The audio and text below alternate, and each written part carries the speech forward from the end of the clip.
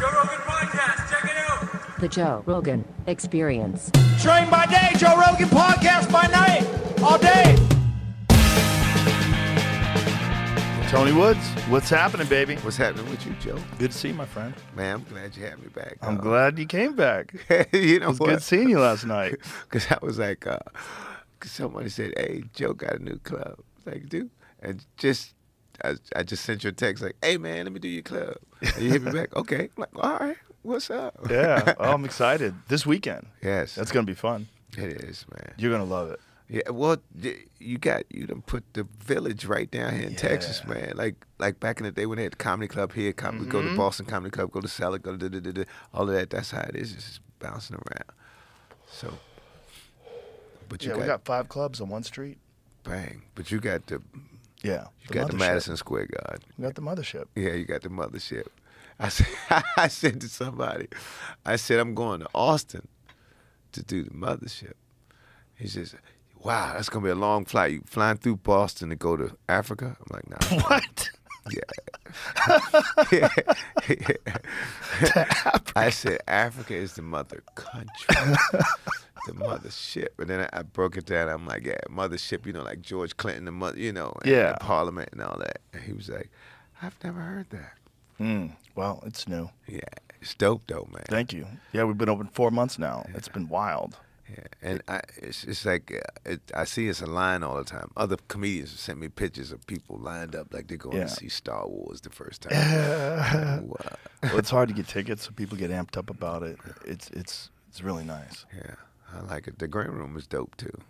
Yeah, we set it up. I mean, we basically set up everything to make it perfect for stand-up. Yeah, you know, just perfect for the comics, perfect for the staff. I've been in clubs and they go, "Yeah, we put our heart and soul into this." I'm like, "You guys do comedy?" "No, we don't do comedy, but this is our new club." I'm like, "This club's."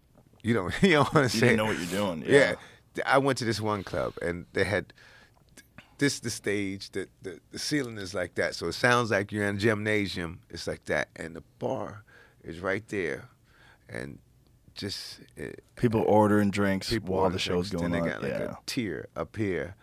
It's more like a dance club. It looks like like bandstand, American Bandstand or something. You know, it'd be dope as a club. Well, there's not a lot of clubs that are designed by comedians. Yeah, where the comic comes in and says, you know, we need to fix this, we need to do that. We had Louis come in too. That helped a lot. Louis gave me some real good advice, real good tips. I listened to everything he said. I said, let's do this. Okay, I'll do that. He's like, make the stage in the small room smaller. Okay, how much smaller? 4 feet on each side. Chopped it up. It was like right before we poured the concrete too, so they had to change the rebar and all that jazz. But it's perfect. When you like from the stage, I give advice on, like I might, you poke fun at the club, you talk shit, and like the owner's always like, "You know how much money I put into this club?" I'm like, yeah. But you don't do stand up, man. You don't know what you're doing. You don't know what you're doing. And when I said it, people laughed. So, but then sometimes you rip on a club because it's comfortable, and you rip on it, and then they'll go and fix it. Like, dude, what you doing? Right. Don't clean it up, man. What are you doing? That was like the Punchline Atlanta. Yeah. Did you ever do that? I did that one. Yeah. Yeah. They cleaned it up. Yeah, they moved, but it was like one of those clubs, like the Ice House in Pasadena. They fixed that up too. Apparently, it's real nice.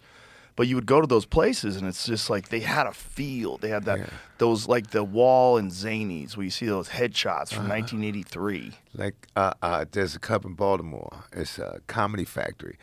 My first 5 minutes was on how dusty the velvet curtain was. But that was dope. You come in, it's like like that, yeah. And then they cleaned it up, new thing, new this. I'm like, I think I'm tired of the jokes. Comedy is dirty, son. Yeah, some comedy's dirty. Yeah, it's good. Well, it's a painful thing. I tell people, I say the periodic chart, the symbol for comedy is a banana peel. That means somebody got to get hurt, man. The crowd might laugh, but somebody's going to go, fuck you. How many people have gotten fucked up over banana peels to the point where banana peels became a thing? Like, you just know.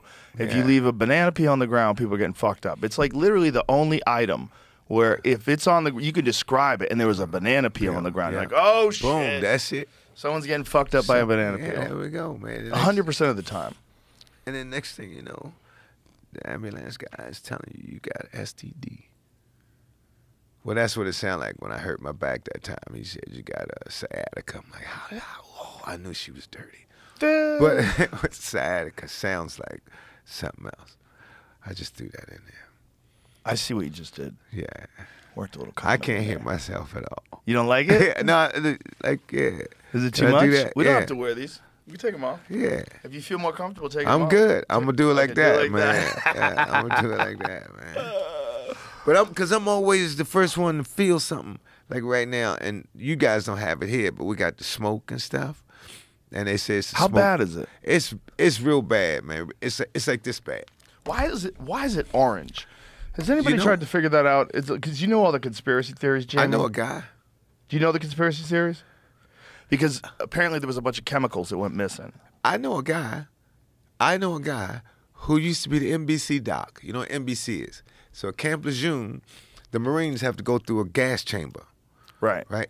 And I'm a corpsman, so you can only do it once a quarter. But the good thing is you get a 3-day weekend.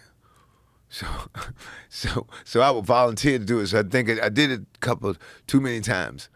Not a lot, but okay, maybe once a month. But you know what I'm saying, them 3-day weekends are good, and I didn't care because after a while you kind of get used to it.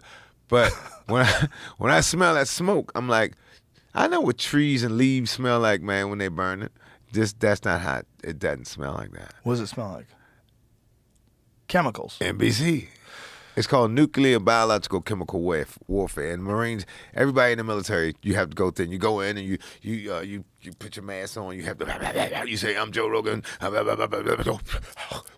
because you have to be able, like when the gas comes, you don't already have your mask on. You got to Right. how to think fast, put it on, and so as a corpsman, but you already got your mask on as a corpsman, but it's still getting in there. So for health reasons, you should do it once a quarter. But You were doing it once a month. I like once every other month, something like that. You know, so. just for the 3-day weekends. Just for the 3-day weekend, man. Wow. You don't understand. I volunteered because I had allergies real bad. I volunteered to go up to Norfolk for these. We have be up there for like a week, and they give you shots and do this and do that and do this. Yeah, and I was talking to this guy one time who was in my unit. I said, yeah, man, I went from 5'10" to 6'1" in like a year. He says, yeah, would you let him shoot you up with all that shit? What were they giving him? But I got 5 He's a days grown off, man. son. I got He's a 5 grown days man. off. They were just trying shit out on him. I got 5 days off, dog. I always thought they were doing that kind of stuff. Yeah. Like, I don't know what they give people, but haven't you ever heard, there's always been stories about people giving people, like, They crazy experimental drugs. And Well, in the cheap military, therapies you got your gear in your hand. Yeah. You just walk through, and there's a corpsman on both sides. We just Yeah. pop you. Well, So you- if I had a bunch of soldiers, especially like special operators, like Navy SEALs, I would want them to be juiced up. Yeah, I would everybody. want that. Everybody's used that. I want them to be on amphetamines. I would want them to be on steroids. I didn't really know what we was on. We just say, shit, we're taking shots today.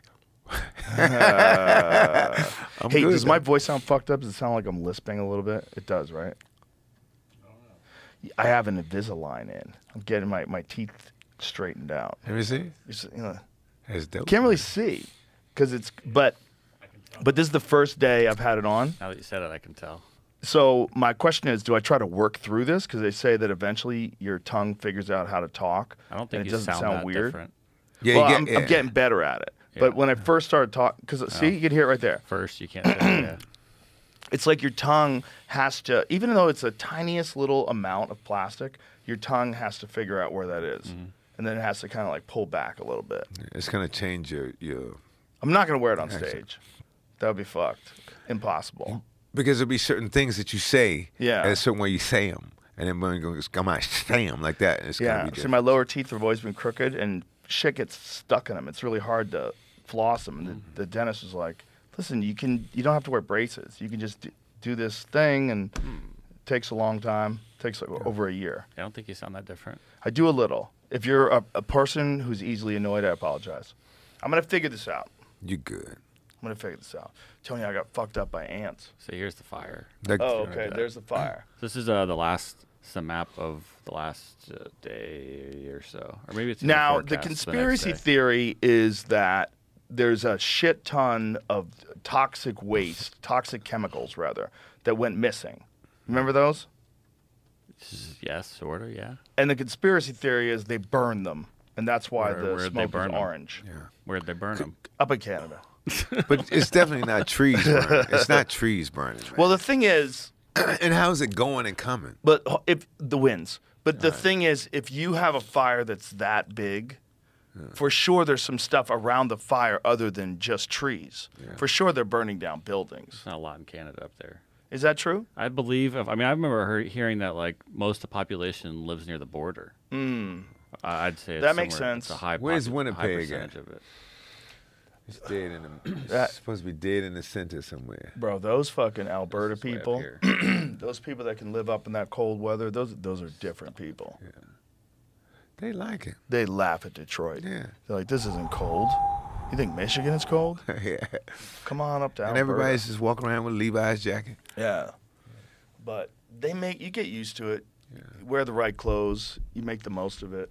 It was very Running weird, out of that ice. video where they all started at the same time. What's that? Where all the fires started like the exact same time, it looked like. Little weird. Pretty weird. Yeah. And it was But right after the I balloon. heard the explanation to that was like lightning storms, which does happen. What about the balloon that got shot I down or guess. something That like sounds weirder to me as an explanation. What are they saying started this fire? that? They're not. They're not saying at all? I haven't heard anybody say what started. They just say it's a fire in Canada. Wear a Yeah, mask. Dry, hot weather breeds more lightning. Yeah. Half the wildfires are started by lightning, but Yeah. those fires account for more than 85% of the wildfire destruction. The other half are human caused. So how many animals are dead? Oh, they're pretty good at getting the fuck away. If it's just woods, I bet you'd be surprised at how few die. Yeah. They're really good at getting away. Yeah, this article right here just said this in April only displaced 30,000 people. So it's like there's not a lot of people up there. Okay. But it's fucking huge, right? It's been going on for how many months now? This says as of Friday. I mean, this was 427 active fires. wildfires. I mean, it says this was today. 232 of them are out of control. 232 fires in Canada are out of control. So They're they- trying to burn down Canada. They just burn until they run into water or just Yeah. Well, I think when things get this big, there's not much they can do. I mean, they can do their best to try to contain it. Shutting down production of oil and gas. I mean, it's you haven't been back east. You haven't seen it. At I heard all? it's horrible. It's really bad. Yeah. It's really bad. And It's going to last for a long time, too.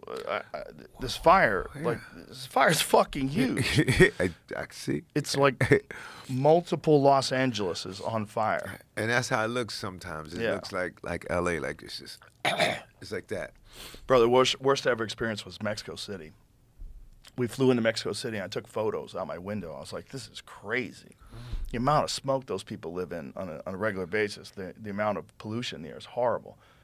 It says, I've never seen a vertical wall of smoke like this one near Fox Creek, Alberta on Sunday. And the strangest thing about this moment was I couldn't smell any smoke. Well, I guess the Yeah. wind hadn't got to him. If the wind's not going in that direction, you Well, he wouldn't smell could it. smell smoke. It's just he couldn't smell trees burning because I don't smell trees burning when I. Is that what he's saying, though?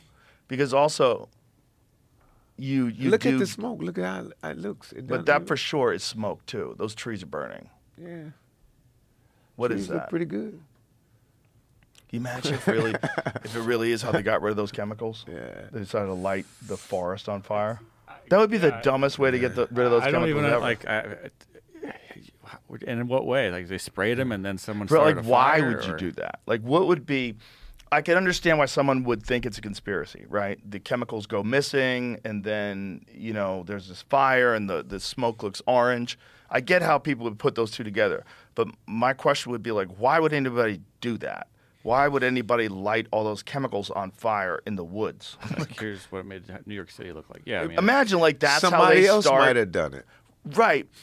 Maybe. Look at that. That's bonkers. Yeah. But imagine that is how you choose to get rid of chemicals. Like, it's not, You know what I mean? Yeah, that's why I like. It doesn't make any sense. It fucked up everybody. Fucked up everybody, and you're lighting. You have to be the craziest psychopath of all time. You're lighting the woods on fire to get rid of some chemicals. I'm thinking maybe it wasn't their woods that they set on fire. Somebody else's woods. Someone else from somewhere else. Someone set someone. Yeah. Yeah, maybe. We'll get those motherfuckers. Right, but why the chemicals? That's the question. Like, if it is the chemicals, what kind of conspiracy is that? Go to 4chan. They Wasn't know. it near where the balloon was? Remember the balloon? The balloon was like, It was right in that area. where was the balloon flying over? There's a few places. It was Yeah. it started in the northwest and started making it across the country, I think. Right? They said they had a bunch of those while Trump was in office, and they didn't tell him about it because they were worried he was going to shoot him down. Well, they also showed that footage of that laser shooting down on like the Hawaiian coastline. Yeah, what was that? That makes me think of the fires. It's like if whatever that is. Oh, It's like, God.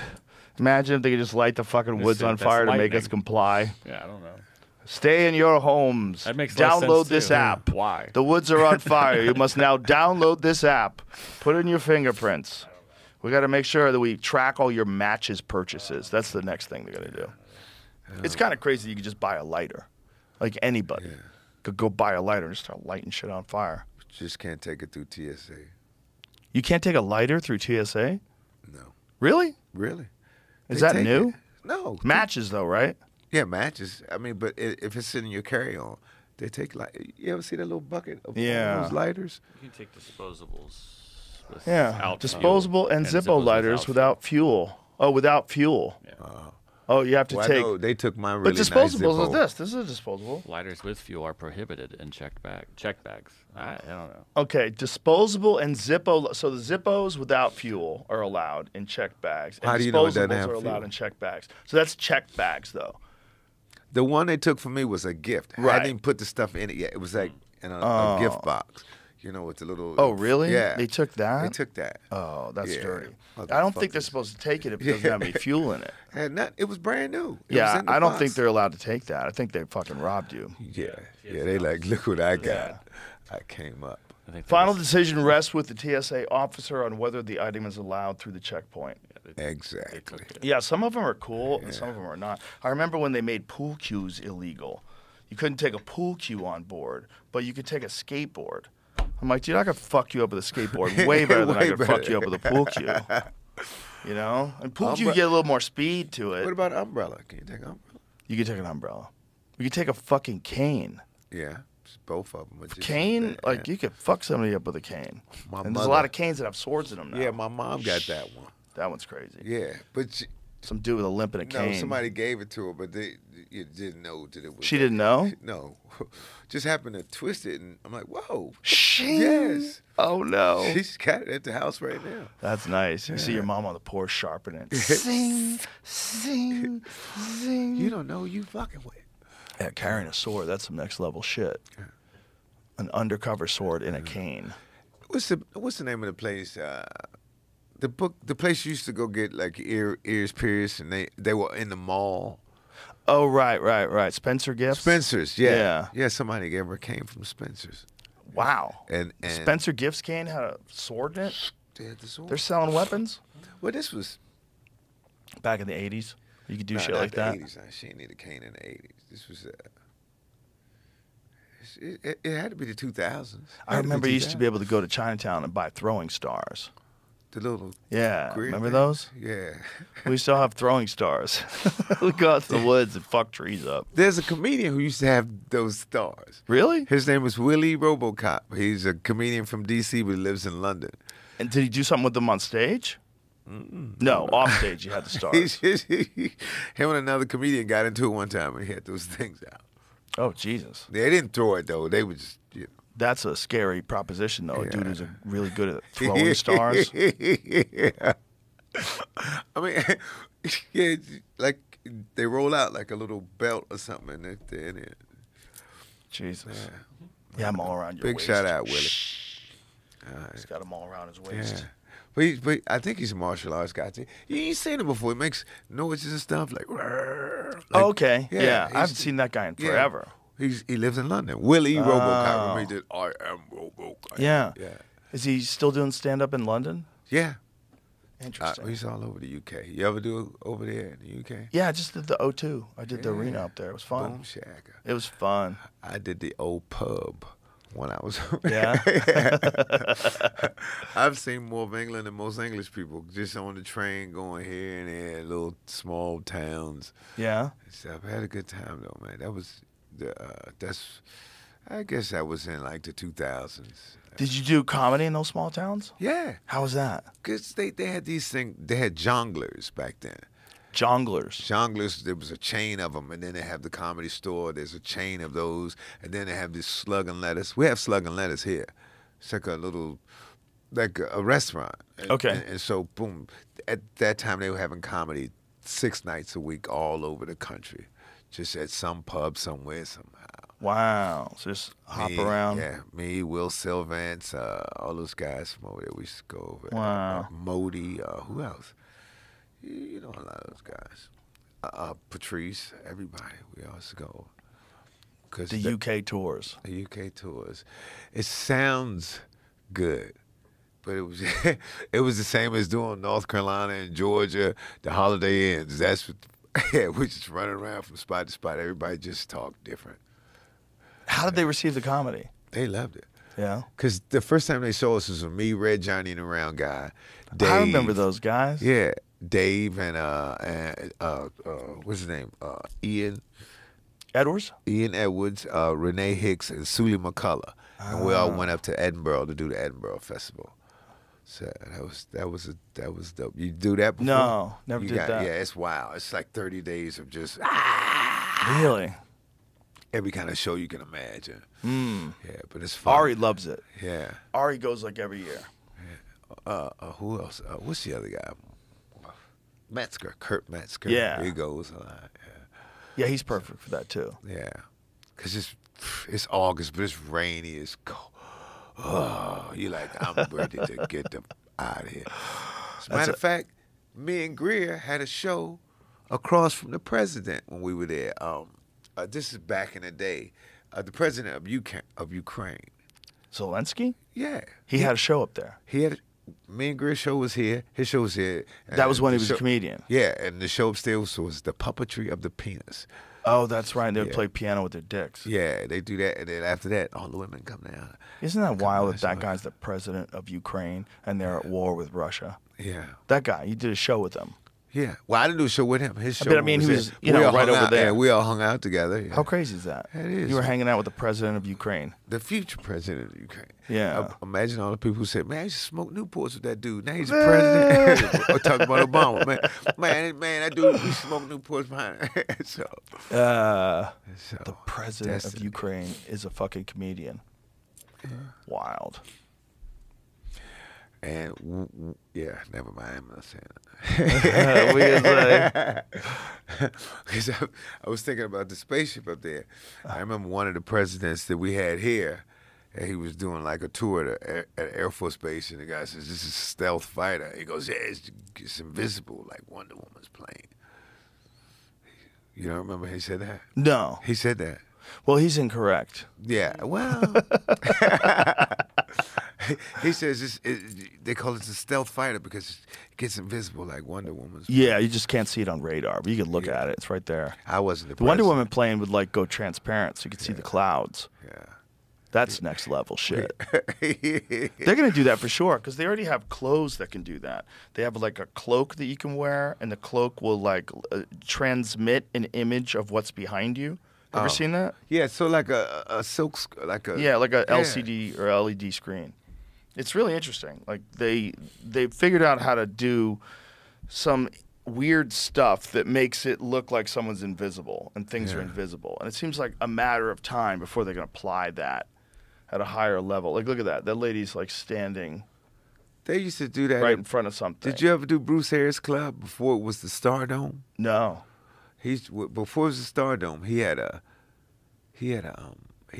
whatever the screen is.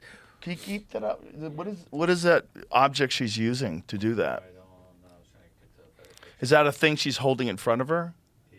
It seems like she's holding a screen. Yeah, and it looks like she has little crystals on it or something. Looks like she has camo pants on. So that's a little misleading. So she's got camo pants on, standing in front of that tree, and then the thing is showing the image of the tree behind her. Wow. Yeah, they could apply that to a plane for sure. And then you know, with the stealth technology, The can't Predator see did it. that. Remember the The Predator? Predator, did that. exactly. Yeah, that's what he That's did. exactly yeah. the thing. Thing on his wrist. The language, the alien language. Boy, if that's what the aliens are like, we're fucked. Yeah. But he was just on a hunting trip. Yeah. He was no different than you. He was just going to kill some animals, man. Yeah, but he's just taking their heads. He's just rude. I eat him. He doesn't even eat them. Kills all those nice people. Doesn't even eat 'em. What do you think about like big game hunters, like the people who go to Africa? Africa's a very complicated situation. Yeah. Because Africa has more wild game right now than any time over the last few decades. And the reason why they have that is because they made it very valuable.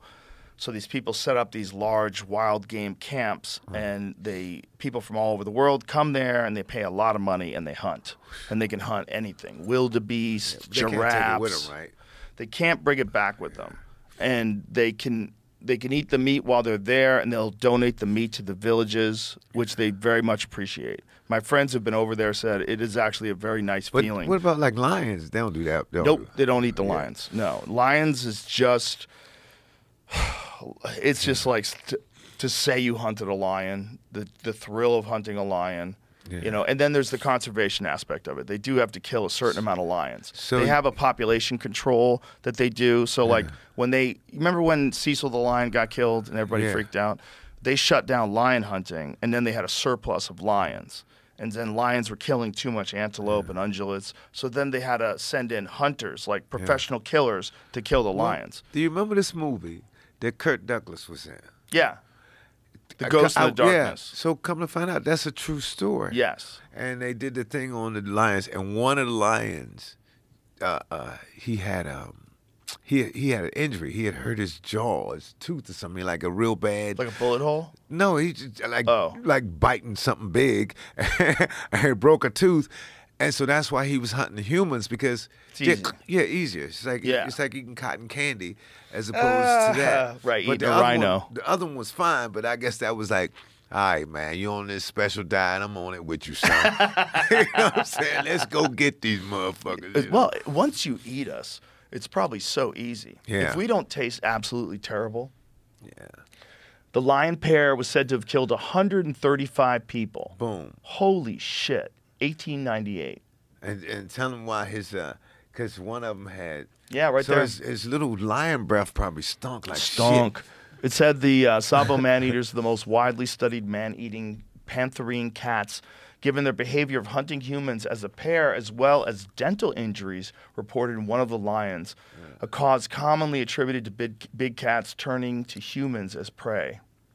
And these dudes was weird too, because they didn't have mane. They were both males. Oh, like that? Is that what they look like? Yeah. Wow. How come they didn't have manes? Yeah, so they were equivalent of a guy with a big butt. Duh.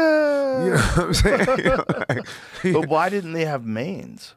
I don't know. That's so strange. Yeah, these two dudes was the poster boys. Does it for say strange. anything about why they didn't have manes? That's so fascinating. Yeah, no manes, and his breath. I thought all the males had manes. And these two dudes, so they were already outcast, no manes, bad breath. Yeah, they got nothing. Just They go have to down eat to a people. railroad track and eat some dudes. That's Imagine, what they're doing. Yeah. you're spending your whole life trying to kill a zebra. They're fast as fuck. You gotta sneak up Yeah. on them. You gotta get them, and then you find these people like, oh Jesus, Yeah. they can't even run. All stumbling over their own feet. They're wearing shoes. You just take them out, and like, oh my god, this is so much easier. We can get fat. Yeah, and no work. They don't have No to run. work. No, No work. Oh, it's just like, They can't even see at night. yes. These morons. And they were all railroad workers or something like that. Yeah. You just wait until someone has to piss. Yeah. Savo males look different as well. The most vigorous Serengeti males sport large manes, while the Savo, they have short, thin manes or none at all. It's all about water, Patterson says. Tsavo is hotter and drier than the Serengeti, and a male with a heavy mane would squander his daily water allowance by simply panting under a bush with none to spare for patrolling his territory, hunting, or finding mates. Oh, wow. That's why there's rocking ball heads. That's wild. I did not know that. So are there lions like that right now that are there? See if you can find like male lions out there with no manes. Wow. That's interesting. Yeah. I didn't know that existed. Well, have you guys been watching Chimp Empire? Yes. Man, I had the guy in it who directed it. Yeah, how many years did that take? Look at them. Oh, well, here's the deal. They had set up, scientists had set up research there 30 years ago. Wow. So they had been continually studying these chimps, and they had like very specific rules of engagement. You can't ever eat in front of them. You can't be closer than 20 feet. Or was it 20 yards? 20 yards. You can't be so closer they were than 20 actually yards. there with They were cameras? right there with them. So they're right there with these chimps, man. And so they're like filming everything, and the chimps get accustomed to the people being there because the people never interact with the chimps. Yeah. And if the chimps walk towards the people just back away. And again, you can never eat in front of them, ever. Wow. I Because tell they'll you, just steal your food and fuck you what up. blew me away was when they ate monkeys. Oh, yeah. I was like, dude, that's okay. They ate a lot of monkeys. They was like, Yeah, David Attenborough, I think, was the first guy that captured that on film on the BBC, and I remember watching that. And you see this little monkey, and he's still alive, and the chimp is eating him from like the asshole first. Yeah. Like, "Arrgh." And I always thought that they were like vegetarians. I thought they were like gorillas. Gorillas don't eat meat. No, they don't eat meat. No. I thought it was just a rank. No. The baboons. I thought they were the only one who ate. Yeah, I didn't know either until I watched that documentary, but they eat a lot of monkeys. And this is one of the things that he was kind of like reluctant to talk about, the director. I'm like, how often do they eat monkeys? He's like, all the time. Every time they can. Every time they can. It's like, with us, it's like fast food, like literal fast food. There you go. There you go. It's just. I was thinking they ate them because they had tails. So they don't consider them apes. So just I don't think they have maybe. morals. Yeah. I think it's just survival of the when you fittest. eat somebody from the ass backwards, And the way the monkey was screaming while the chimp was just. It's like they're so close to us. Yeah. So when we see them getting eaten, even though we're getting eaten by something that's even closer to us, it still is like, what? Yeah. But people eat monkeys. Yeah. That's a lot like of the tribes people. Pigeon eating chicken. Right. Or chickens eating birds. They eat birds. Yeah. Well, I guess birds of prey eat other birds too, right? Oh, yeah. All the time. Yeah, I mean, there's crazy videos of seagulls. Seagulls are they're just swallowing whole pigeons. Yeah. Have you ever seen them do that? They swallow ducks. Yeah, they Just blah. Pelicans swallow ducks. I know pelicans They swallow were that pelicans big. swallow seagulls. Yeah, pelicans are big as shit. They're so big. When they swallow shit, it's crazy because the thing realizes that it got caught. Yeah. You see it moving around inside of its mouth, and it can't do shit about it. See if you can find like pelican eats pigeon. But what about on that Chimp Empire when they got the leader? They got him. Yeah. And all his boys ran. Yeah. Look at this. Okay. Jesus Christ. Look at him just throwing that thing back.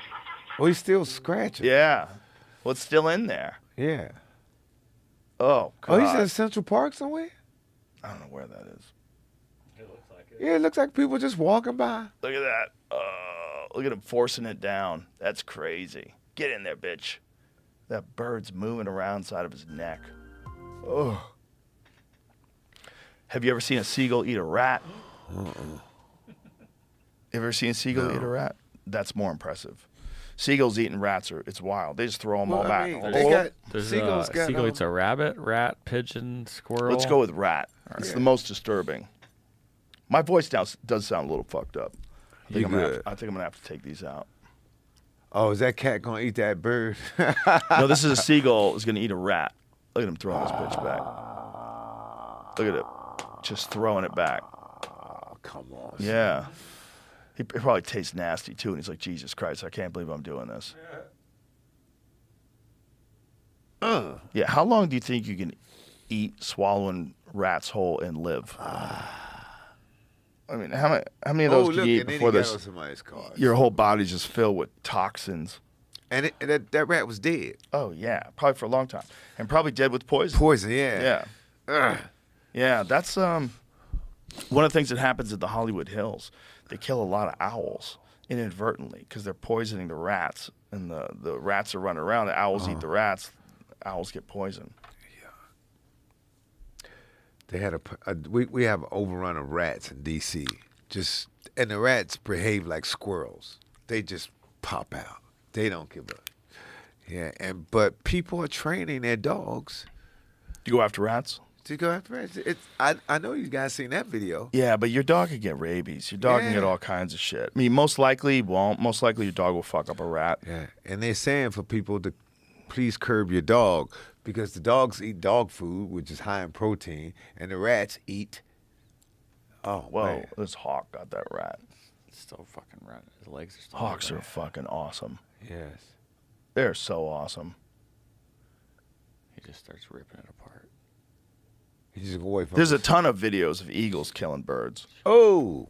Yeah. Oh, boy. Son. Whoa. Play that again. Play that part again. Oh. Just Mama! off with his head. Oh. Give me that Goodness bitch. gracious. Jesus Christ. He's just going yummity yum. There's yum. no morals involved in this. There's no thinking, no nerves, no remorse. That's got to be a hard way to go, too. That's a hard way to go. Because you're in shock. All of a sudden, these giant hands with claws that dig into your rib cage, and you already know you're dead. Yeah. Like, if that thing's grabbing you and it's flying off with you, you And already know you're You're dead. suffocating because he's way up there. Well, You you're can't bleeding out breathe. from your ribs, too. You got holes in your ribs now. You probably got a punctured lung. They're crushing you. Just go ahead and eat me already, motherfucker. Jesus Christ. On my way here today, a bird dropped out of the sky when I was at a red light, and I was like, "What the fuck was that?" Tesla recorded. Let me find out later. Oh, wow. I think a bigger bird got a bird, and its friends were trying to like get it back. When the they hawk, dropped the them. bigger one, just dropped it. Whoa. Because I could see other birds flying around as I went by, but Yeah, bird-on-bird warfare is nasty. going on They all do the that time. on, like, if you just throw out stuff for the seagulls, so you give it to one of them, and they go, "No, bitch, give me that." And they Yeah. just like, they'll fight and stuff. I was watching a bunch of crows chase off a hawk. There was all these crows that were like swarming in on this hawk, trying to get the fucking hawk out of there. Because the hawk will eat their babies. Get out of here, bitch. But hawks, they, as far as flying maneuver, they can. The falcon is the one who can maneuver real good. They're really right? fast. Yeah. Falcons are really fast. Yeah, whereas a They hawk come is- in dive bombing like 200 miles an hour. Like A hawk's more like a vet. right. Just but he can't. Yeah. Turn and Well, they corner. just swarm on him, just fuck with him until he quits, until he's burning off so much energy and he's so word out. He's like, I'll go find something else to eat. Have you ever done the comedy festivals in Australia? No. Man, so it's me and Al Lubell. You know Al Lubell? Yeah. We walk, and it looks like when on Batman, you know, when they do the bat symbol, Uh-huh. because you're just looking down at the ground. We had no idea about the fruit bats in Australia. You know, they're like this big, right? So you walking, and it's just like you see that like must be a nightclub or something, and then you see a whole bunch of them. And I look up, I'm like, ow, look at that. And me, Al Lubell, Greer Barnes, and Al's freaking eyes. He had his coat over his head and stuff, and they was just swimming by. Look how big they are. They're like chihuahuas. Are they really that size? They are big. Look at this big motherfucker. Oh my God! And Is they're that right- person and holding they're right one? in the Scroll, city. Scroll Yes. down a little, Jamie. They're No worries. they're right in the city. They're not. Look at the size You of don't that have to thing. go to the woods to see these motherfuckers. Look at that guy holding the lady holding one at the top. Look at the Yeah. size of these Look at things. that. Look, and that's right at her house. That's not in the wilderness. That's right downtown Sydney. Wow! Oh my God! Yeah. What do those things eat? Fruit. Look at it. Jesus! Literally like flying chihuahuas. Yes. Australia is a wild place. This so we were there, and they have a big gala for the comedians. So and it's right in Chinatown, and they say, hey, you know, be careful because the triad is over there, the little gang members, right? But they dress like they're in a video. They don't, You know, they don't look like they should fight with what they got on. They got like little suits and shit like that. Okay. And so me being the big tough American, I'm like, yo, I walk into the car, and because she has a train on her dress and everything, it's a black tie thing. Right. And we walk into the car, and I saw the biggest rat ever coming down the alley. He's just galloping right towards me. I'm like, yo, look at the rat. Yo, look at the rat. And she looks over and she goes, oh. But by then, Tony was gone. So I was like, and she's just, I can't believe you ran. I can't believe you didn't run. What the fuck? I didn't know. It was opossum. They're possum. Oh. With the big, so he's like a giant monkey rat. Yeah. And he's coming down the alley, you know, and I'm trying to tell her, like, come on. And she's more worried about her shoes and shit. And I'm like, yo. My dog got one of those in the yard the other day, and it played dead, and he just left it A there. real Look at possum? this. American Yeah. possum? Yeah. They have the creepiest faces. Like, But they do play possum. yeah, they play possum, and it They works. fucking think it up. I watched a video the other day of one getting attacked, Australian possums. Yes, that's Aw. him. Yeah, that's what Look she how said. cute. She said, oh, That's a cute little guy. fuck that dude, man. Look at his little pink little nose. He was coming down the alley. He was Running coming, at you. Yeah, yes. Oh, that's Look pretty how big. Yeah. That's pretty big. So Oh, yeah. And it's in the dark. alley, it's dark. It's dark. Rat. A giant rat. Yeah, giant rat. With Jesus look at Christ. his eyes. Red look eyes, at his eyes. Look rabies. At his eyes. The headphones. I'm going to get rabies in London. Fuck this. You You hear know, it? I told her, I said, I'll fight them dudes. I said it out loud. Like, I'll fight them dudes. But this, because she waited right until the last moment and looked over and go, oh, Aw. Tony was gone. Peace, bitch. I saw a video of a coyote. He gets a possum. The possum plays possum. And while the possum's laying there, the coyote pisses on it and then walks away. Like, he left it there. Why did you do that? I don't know. Just I guess he's just like wanted to, like, he killed it. It's like, good, I got it. Let me just leave it there. I'll eat it later. Let it rot out a little bit. what, So he snatches it, and it just plays dead. It stops moving. So he's like, oh, all right, I guess it's dead. So he moves it around a little bit. It's playing dead. So he thinks it's really dead. So he pisses on it. just to mark it, like he's, Yeah, watch. Gets over it. It's like, okay, this is mine, bitch. Somebody comes by.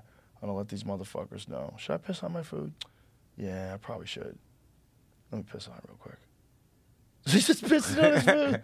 He's just killed it. labeling his He's lunch. pissing on his lunch. Yeah. Maybe that helps the Yeah.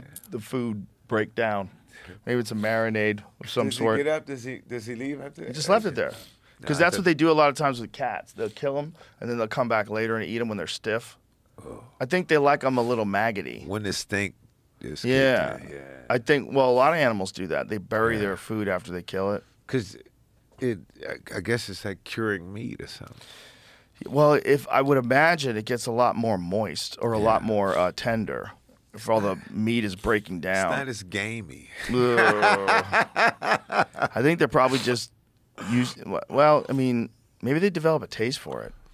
Well, who is this? It's an animal I saw on the internet the other day. What's his? He's like just the baddest little dude. Honey badger. You ever see one of them? Oh yeah, I saw him. I never. He fights. He's just an asshole. He's just a bad Yeah. little dude. Ferocious little animal. Yeah. Yeah. This is good, man. Cause I have problems with animals all the time. You have problems with animals? They just, I don't know, man. I got attacked by like what's it called? Pygmy goats. Really? Goats are mean sometimes. But this was like at a children's thing. Yeah. And we're in London, and it was kind of embarrassing. As a matter of fact, it was me, Red Johnny the Round Guy, and Stu Kamens. And we're in the Children's Zoo of London. And we walk by. I'm the only Virgo. And this little monkey jumped on the thing. He just started screaming right at me. Like, I'm like, really, dude? You gonna do that? You gonna fucking do that right here? You gonna fucking do that, you bastard. And then we go to feed the little goats, the little pebbles, and I had on these red Nikes. And every little goat in that motherfucker just started going crazy. And then again, I was the asshole again because I kicked one. I was like, yo. Oh. And then they knew you kicked them, and so then they came Well, the kids were after you. like, the little kid, because the goats were just making a beeline for my sneakers. Trying to eat them? Just Fucking with just 'em? chewing on them and just fucking with them, yeah. Red Johnny was crying. Because, you know, he does this when he laughs. I saw him the other day. He looks like Miami Vice. You see him? What's he doing these days? Well, he's Bender. You didn't know that? What do you mean? He's Bender. What does that mean? Futurama. Oh. It's been Bender the whole time. I don't even. What's Futurama? It's a cartoon. The cartoon, right? Yeah. I never watched that show. I heard it's really good. Yeah. When you hear his voice, you go, oh shit! See, look at Johnny. Oh, look at that.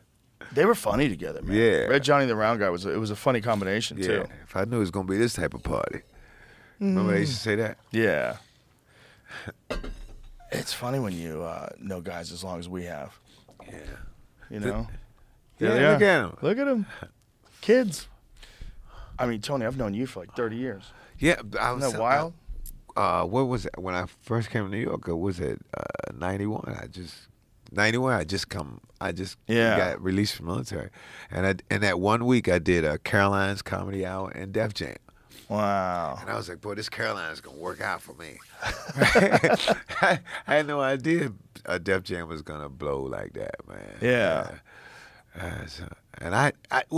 Speaking of animals, I had done something on Showtime. It's called the Leslie Nielsen National Lampoon Comedy Playoffs. Right? And it was, they pick a comedian from all over the country, go out to Vegas. We stayed in the Sahara Hotel. Because my last name is Woods, I had a suite. So the other guys had a regular room, but I had a suite. And but on that show, I tell a joke about Bigfoot. I never saw Bigfoot, but when we were on training. You do these training where you go make maps and all this shit, and we heard him. You heard Bigfoot? Heard Bigfoot. I heard him. What does it sound like? I could still do that. He does that, but everything you see on them stupid TV shows, that happened. He threw a rock. All the animals started running, and the Marine. Because, you know, he's the guy who knows where the markers are, but we didn't know where the markers were. He's the one who says, hey, we're out of perimeter. Have you guys ever heard of Bigfoot? Blah, blah, blah, blah, blah. He tells us. He was Native American, but he just said that. And where were you guys? What state? Like Nova Scotia. Nova Scotia. Where they do cold weather training. Yeah, and you have to make your own maps. You sure they weren't fucking with you? I'm pretty sure. Who threw that rock? Somebody that was fucking with you? No. No? Why you fuck with the animals too? All the animals ran too. Remember how you said they know how to get away? All these fuckers they just did a little mass exodus, and it's a all. I'm very skeptical of Bigfoot. I've never seen him, but I never heard nothing like that either. So what if you had him? Did it sound like? It just sounded. It was. What was it similar to? You ever hear Luther Vandross sing live? Like when you hear him on a record, it's one thing, but when you hear him live, he's ooh, like that. He didn't sound like that, but it was the same power, like hair on the back of your neck, kind of. Really? What the fuck? Well, you know, bears do that sometimes. Yeah. Bears, especially when what time of the year was it? It was winter. Because you listen to the wind, it's like it sounds like a train coming. You have to determine where the wind is coming from and like get like on a tree or something, because a lot of the icicles are coming like darts. Oh wow! Yeah, Jesus. And that night we were joking. I was joking around about it and everything. And one of the officers says, you know, this is a facility, and you know, we don't. I heard you're a comedian. We don't make. Basically, you can't go on stage and go, hey, guess where I was at? So I was just in the joke. I'm just camping, and we. Oh, I see. Yeah, but nobody's in the military. But and in the joke, I actually do see Bigfoot. It's a funny bit. So tell me, how did it happen? What was going on? What were the circumstances? We were lay it out for me. Okay, you have. You get, because it's cold and it's raining, and so we're like in a little circle. And it's kind of raining, kind of sleeting, and we're talking about, well, you know, we're gonna do this and do that, because we're comparing shit, and everybody's fucking up. We found our third marker first, like, and it's supposed to be like a 2 or 3 day thing, right? And the good teams, like you do it in the classroom for a couple of days, and then a team goes out, team come back, team goes out. And some of the guys who weren't as good as us in the classroom were coming right back in 2 days. They just spent one night and came back. Shit, man, we was on our third day, dog. It's like, what? And then our first marker was the third marker. But he couldn't help us. But then after we heard that, he's like, look, you guys fucked up. So we just, because we're all. So how long did it take in total? Oh, we left right after that, dog. He told us he didn't want to be there the morning we wanted to be there. So, yeah, it's a lot of fudging going on. Oh, sometimes. okay. Yeah. So he said, yeah, good enough. It's good enough, yeah. So you guys were out there and explained to me what happened and who was telling you that it's Bigfoot. Well, we all heard it. We're like, Right. everybody's like, what the fuck? And then everything's running, deer, and everything's just like scurrying.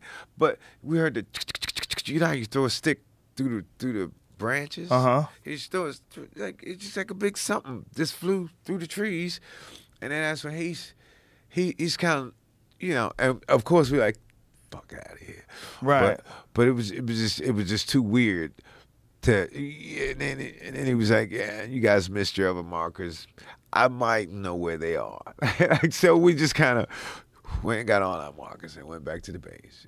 Because we're out, dude. We're out like 20 miles. Out. You have to make Out it. there with Bigfoot. Well, I wasn't really worried about Bigfoot because according to that dude, Bigfoot don't bother you. I was worried about the other animals. So that dude's seen Bigfoot before? I don't know if he's seen him before, but he just said he don't. But he just lets you know when you've gone too far in the woods. Really? Like nobody I ever wanna says. believe Nobody this. ever says that he grabs you and do not. He just does warning things, just like on those stupid TV shows. You ever watch those shows? Oh, Where they go, yeah. Oh, we heard. We think Yeah. we heard the Sasquatch. Yeah. And you That's sit been up- the least successful show ever. Yes, but They've been trying to find Bigfoot for like 8 seasons. I've spent Still a on. whole day on the road. Like if I'm in my hotel, I spent the whole day. Oh shit, they about to get it. Oh shit. Like oh my god. me too. And then I'm like, it's 5 o'clock. They got me again. Yeah, you're like fuck, man. I Yeah. gotta go get something to eat. Yeah, that's not. Those aren't so successful. Yeah. I mean, the best they get is like a sound. Yeah, that's it. But those that's all I those got. Reality shows, man, they're not really reality. They fuck around. They fuck around with editing. You know, I was on one of those. What do you do the naked one? A naked one? Like The a naked naked one. and confused? Yeah, no, What is it naked and called? what's it called? Afraid. Naked and afraid. I did what you man. You know how about I had a uniform on and we all got bugs. Yeah, So naked. I know. Oh, boy. Yeah. Oh my The god. suffering. Yeah, Also, I don't know if they how bad can you get fucked up and how quickly can they get you to a hospial? Yeah. And like you said, where are the watchers? Where are the people? Right. Yeah, because I mean, not safe? people get the one time the lady her snatch was all swollen. Oh. Because they said they had bit her all up and everything because her cycle came and Well, how about that show Alone?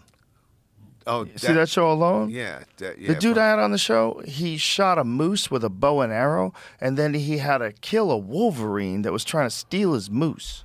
Woo, and he was naked through all of that? No. Oh. Shit. Fuck it, eh? No, he would have made it. Yeah. Yeah, no, it's Alone is a show where you're allowed to have a certain amount of things, right? We had Jordan Jonas on the podcast. He's a guy who won. I think he won season 6. Is that what he won? Do you remember? Tony, your phone's ringing. Yeah. I know. Kill that shit. Yeah. But what that the dude fuck? shot a moose with a bow How and does your- arrow. I don't know. Do you not know how to do that? There's like a little switch. Want to give it to me? I ended up taking a picture. Oh, I'll show you how to make it vibrate. You just hit this little thing down. I thought it was it vibrated all the other times. Oh, it has to pop up. That's what it is. You have a phone case that has like a cover over your buttons. Because I dropped my phone a lot. How much do you drop it? All right, now it's on. But I always do this. Like I drop it, but I always catch it or kick it so that it never hits the screen. So and then bam, and then hit that part. I'm like, Jamie's one of those risk takers. you just got a naked phone. Naked phone. You got it in a Can't do case that. now. I had this little Oh. thing. It's got coverage on the corners and stuff. Oh, right. That's the latest thing. And And, I got that's been the- enough for you? Yeah, I dropped it just the other day, and like I was like, oh, there's the one. Screen's fucked I didn't up. know Like, that perfect. putting it on your waist was an old man thing. That's an old man move. Yeah, I know, because I do that. My son's like, what you doing, man? You never see a hot girl with a phone on her hip. But Like a clip. it's so Big ol'- convenient, if you though. saw a girl, like a hot girl with like an iPhone Max on her hip, you're like, what the fuck is wrong with her? That's weird, right? You're like, she's weird. I will go. That is so convenient, isn't it? It's very convenient. Yeah, right. Because you can do this. And you turn But it that you know way. what ladies have now? They have like a thing that goes around their neck. It's almost Yeah. like a purse, and they keep their phone like on hanging, and a couple credit cards in there. Yes. Bam. That's a good move. And now say, Mrs. Woods, your son told you that's dangerous. I'm like, Mom, somebody could just take the whole, and everything's gone. My mother has that. What you talking about? With Someone could snatch it. Yeah. Yeah, that's true too. Yeah. I don't. It's because it's all your baskets in one egg, or something like that. Something like that. You know what I meant to say, man. Yes, sir. All your eggs in one basket. Yeah. Yeah, you always got to be thinking about that, I guess. Convenience and thievery. And, That's why fanny pack is the best move. and wait, hold up. You know Aruba Ray, right? Ray Allen.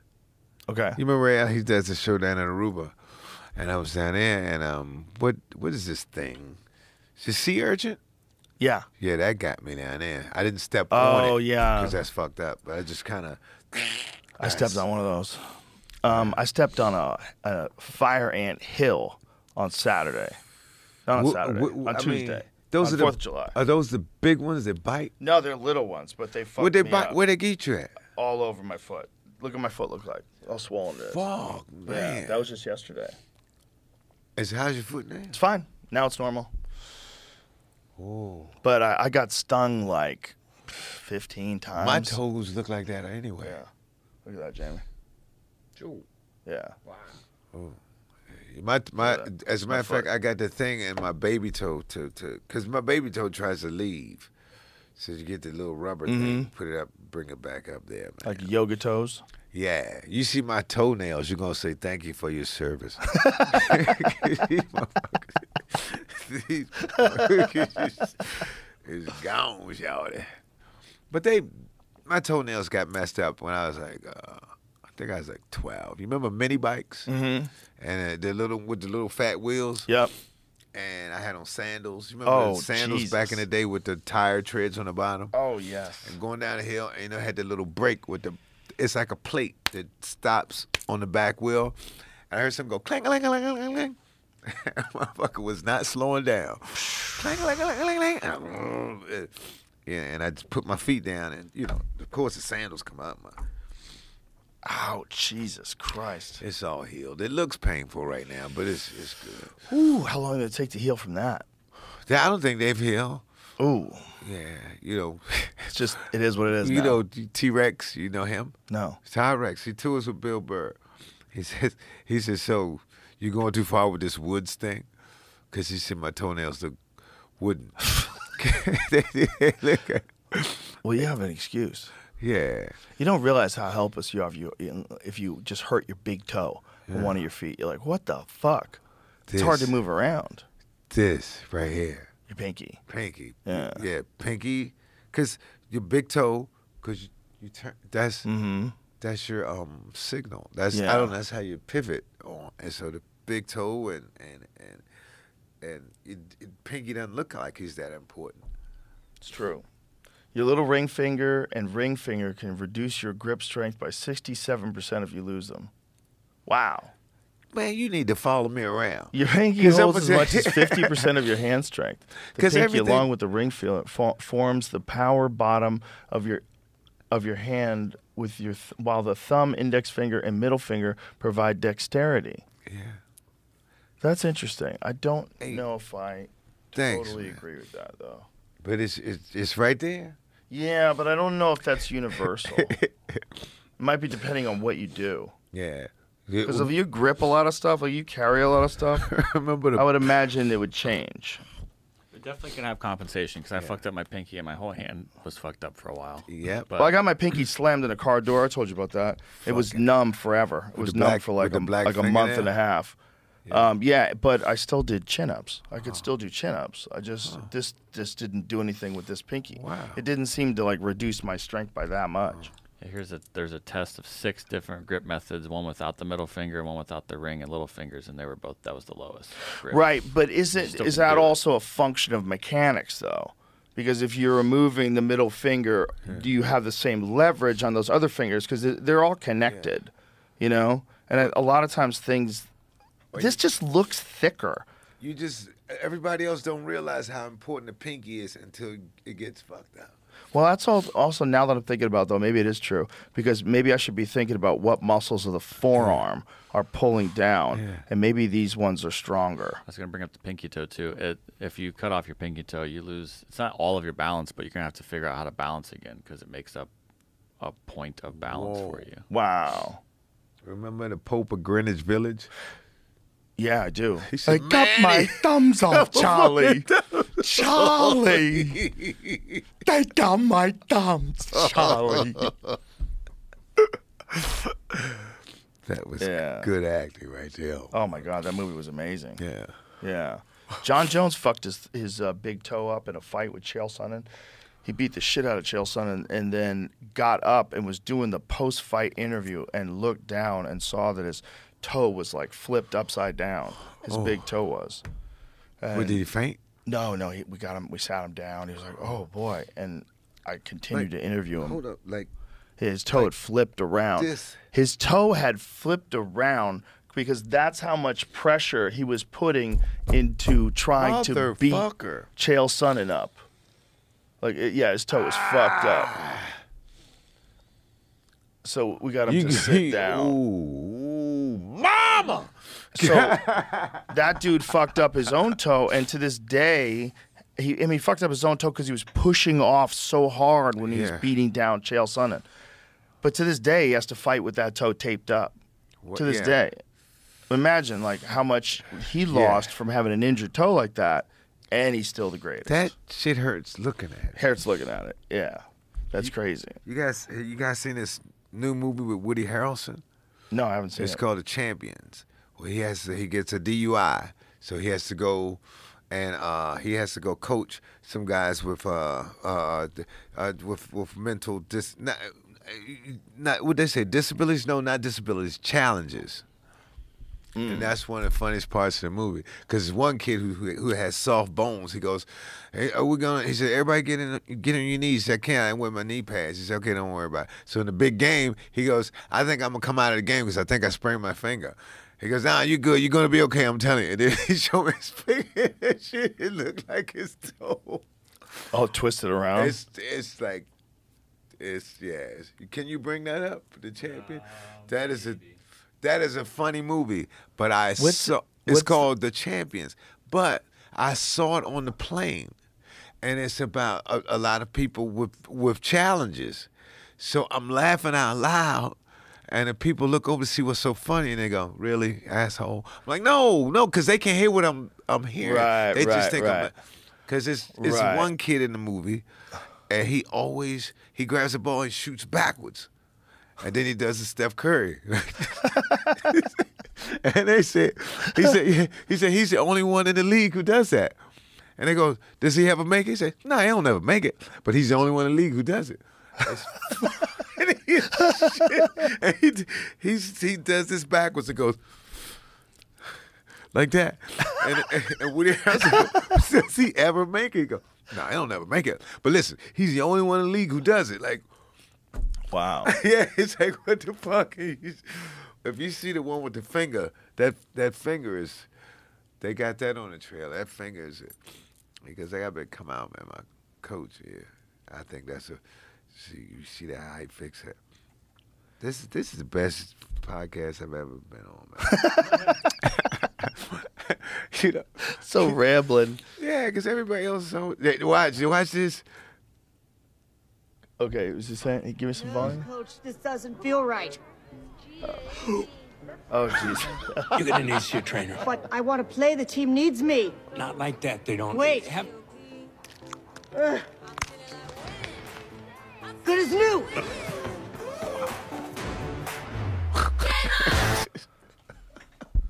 Guys have done that in fights before.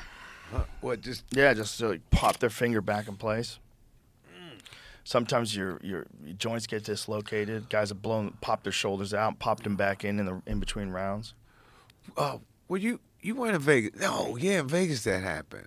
Do you know, for Skank Fest, What happened? they have it was like karaoke for fighters. You just put your name on the list and get up and fight. Oh, And they had a ring. Yeah, and they had a ring. And so they played musical chairs. Dun, dun, dun, dun, dun, dun, dun, dun. And so, boom, whoever can get a chair, he sits over here in this corner. And then, dun, dun, dun, dun, dun, dun, dun. And the next guy goes over there. And then, boom, them two guys fight.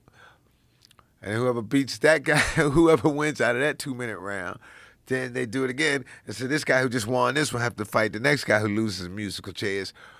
It was dope. And then he pop, and you heard it go, and his shoulder went like that. It just went down like that. And he says, hold up. And he goes, I'm okay. And the guy goes, nah, man. Nah, man. He goes, sit the fuck down. Oh my God! It's an Australian guy who he's like he's like you. He's at the fights and stuff like that, and that's his thing. Jason Ellis? I guess. Yeah, it's crazy. Jason's crazy. Cause the dude's shoulder go. So Jason threw his shoulder out? No, The other guy who was fighting. And then he puts it back up. He goes, I'll be okay. He goes, no, mate. Come on, no, mate. Get up. You've had enough. Yeah. Give him my big hand. Yeah, Jesus Christ. He said, we got a doctor now. Oh my This God. shit, it kept doing that. Maybe it's a recurring injury. Maybe that's why he was so calm about it. Yeah, maybe. But he was worked up because the crowd was cheering, man. It was. We had a dude on Fear Factor once that was a bull rider, and his shoulder was destroyed. Like he had he had 8 surgeries in one shoulder, and he said like if anything happens, it just pops out. Like anything abrupt, it just pops out. It's gonna like pop it back in. But I guess I forgot about Fear Factor. So now because you're not, dude. I've run out of the room. Like you just might be on instead of cutting it off. Just what the fuck? And it's like the worm thing, Eating the rat stuff. thing, Yeah. the eating stuff. I'm like, Yeah. what the fuck? You should have been there and smelled it. The smell made it all horrific. They should have had smell vision for Fear Factor. They should have been able to give you a dose of what that was because it was so some of that stuff was so nasty. But one of the ways they made it get hurt. smell nasty was they would buy expensive French cheese. Oh, and make it nasty. Yeah, apparently there was a place in Beverly Hills that had like this funky fucking cheese. Yeah. Like they, Fromage. yeah, I guess some of those folks that are like real cheeseheads, they like wild shit. And this stuff stunk. And people would, just vomit opening up the fucking case to smell it. And they would add that cheese. And people pay big money for that stuff. Do you ever go to Jim Road Sideshow? No. Yeah? As a matter of fact, we went to Edinburgh the first time. That's the first time I ever seen something like that. Because the guy, he does something, he swallows all of this stuff. It's I don't know if it's vomit or it's and it's beer. It's a whole bunch of nasty shit. And then we were in a big tent and somebody went "Bruh," and they threw up and blah blah blah. Like everyone's just barfing, just like that. I had never seen that before. And the whole tent smelled like that cheese you're talking about. Wow. Yeah, Edinburgh Festival is is Skank Festival to the 100th power. Really? It's Really? shit, yeah, Is that wild? it's that And wild. it's a month too, right? A month in the rain with kilts on, no draws, just getting it. That's the first time I took E by accident. By accident. Yeah, because this guy, he goes, he said, how'd you boys get along last night? He's talking to me and Greer. I said, it was good, man. I'm like, I got a headache though today. He goes, would you fancy a pill?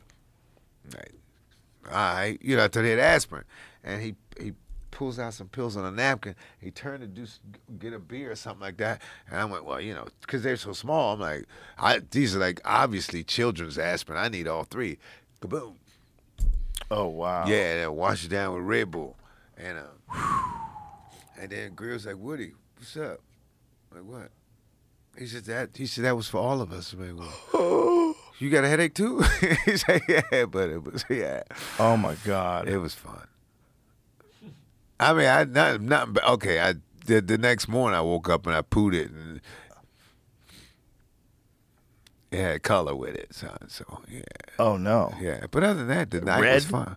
No, I just shit it. But listen, like a What shark. do you say? Like a shark? Like a shark. You know, Oh, like, a shark. Shark. Like you shit your pants. Because we partied, we had a Right. good time. We had a good time that night, and then you know, I wake up and I'm like, oh man, that was crazy, and then like, oh, that's the guy. Do you think that's for the pills, or do you think that's? Yeah, because I got more control than that. I don't just go around. I don't just go around shitting on myself. I didn't like that was the first time I ever did that. And people always go, it's so good, it's just too Disney World for me because Right. it made me like, you know, we almost got in a fight because I saw it was a little guy there.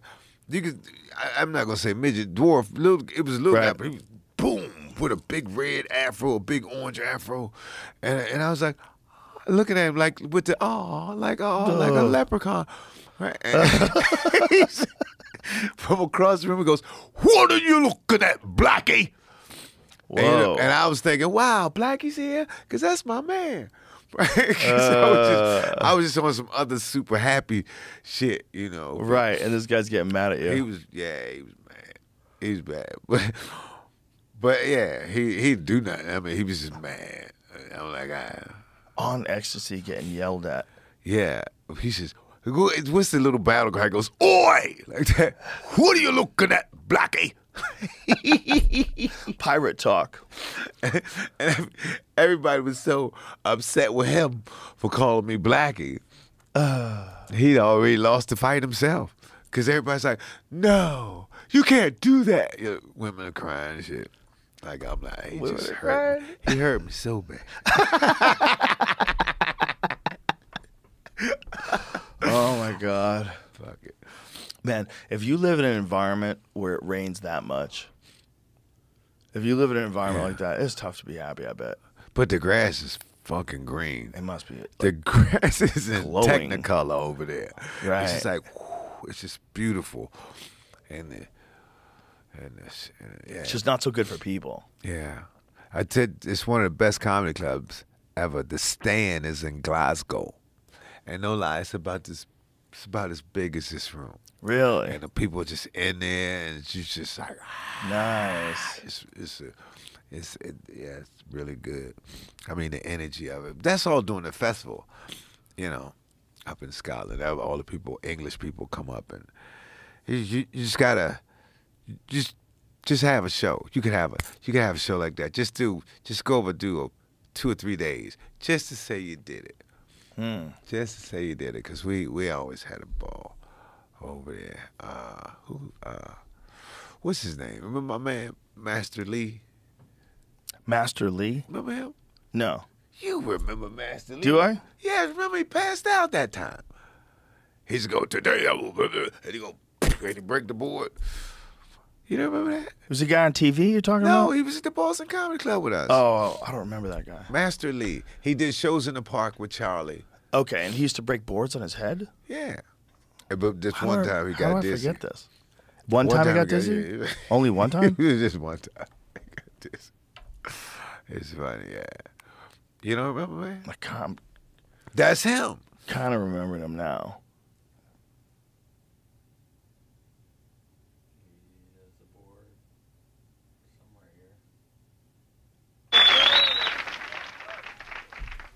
Savages. I'm gonna read my haikus anyway.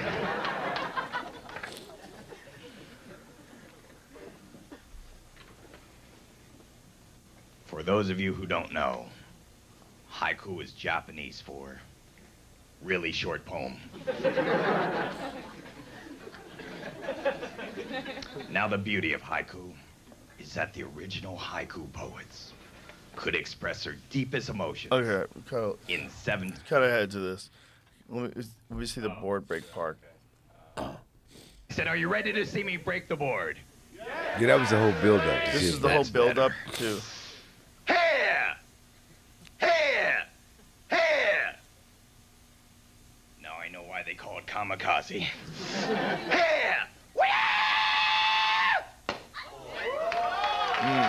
He looked a little dizzy right there. Well, that's silly. That's such an easy thing to do. Want to break a board? Yeah, it's very easy. It's a trick. I got hit with a baseball bat. That's very different. Yeah. Like those boards snap pretty easy. It looks impressive because you think of wood, but it's pine, and they're thin. They break pretty easy. Well, I'm sure. I wouldn't get the hard one. That would be good. I can't believe you don't remember him. I don't remember him. Maybe it's because of that. Breaking the board over the head. Maybe I blocked it out. Yeah. Because I used to have to do board breaking demonstrations when we would open up a new school, a new martial arts school. They would send us to a new place, like they had affiliates. Well, were you in doing different martial arts places. then? Yeah. When I was a teenager. You were in high school when I met you, weren't you? No. When I met you, I was like 23, I think. Yeah. You remember that bit? That's hilarious. We're in a 1 and a 9 church. What school is that? There's some school. Yeah, it was a college. College, right? Yeah. That's right. Yeah. I saw Carrie Brazier the other day, and I was in Miami. Remember Carrie Brazier? Yeah. She was one of the agents. Remember Rick Dorfman, Carrie, Liz, rest in peace.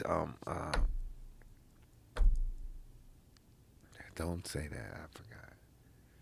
Oh man, I forgot her name. As long as you don't, it's okay if you say rest in peace. Yeah, rest in peace. Don't remember the name. Well, you know Jason and yeah.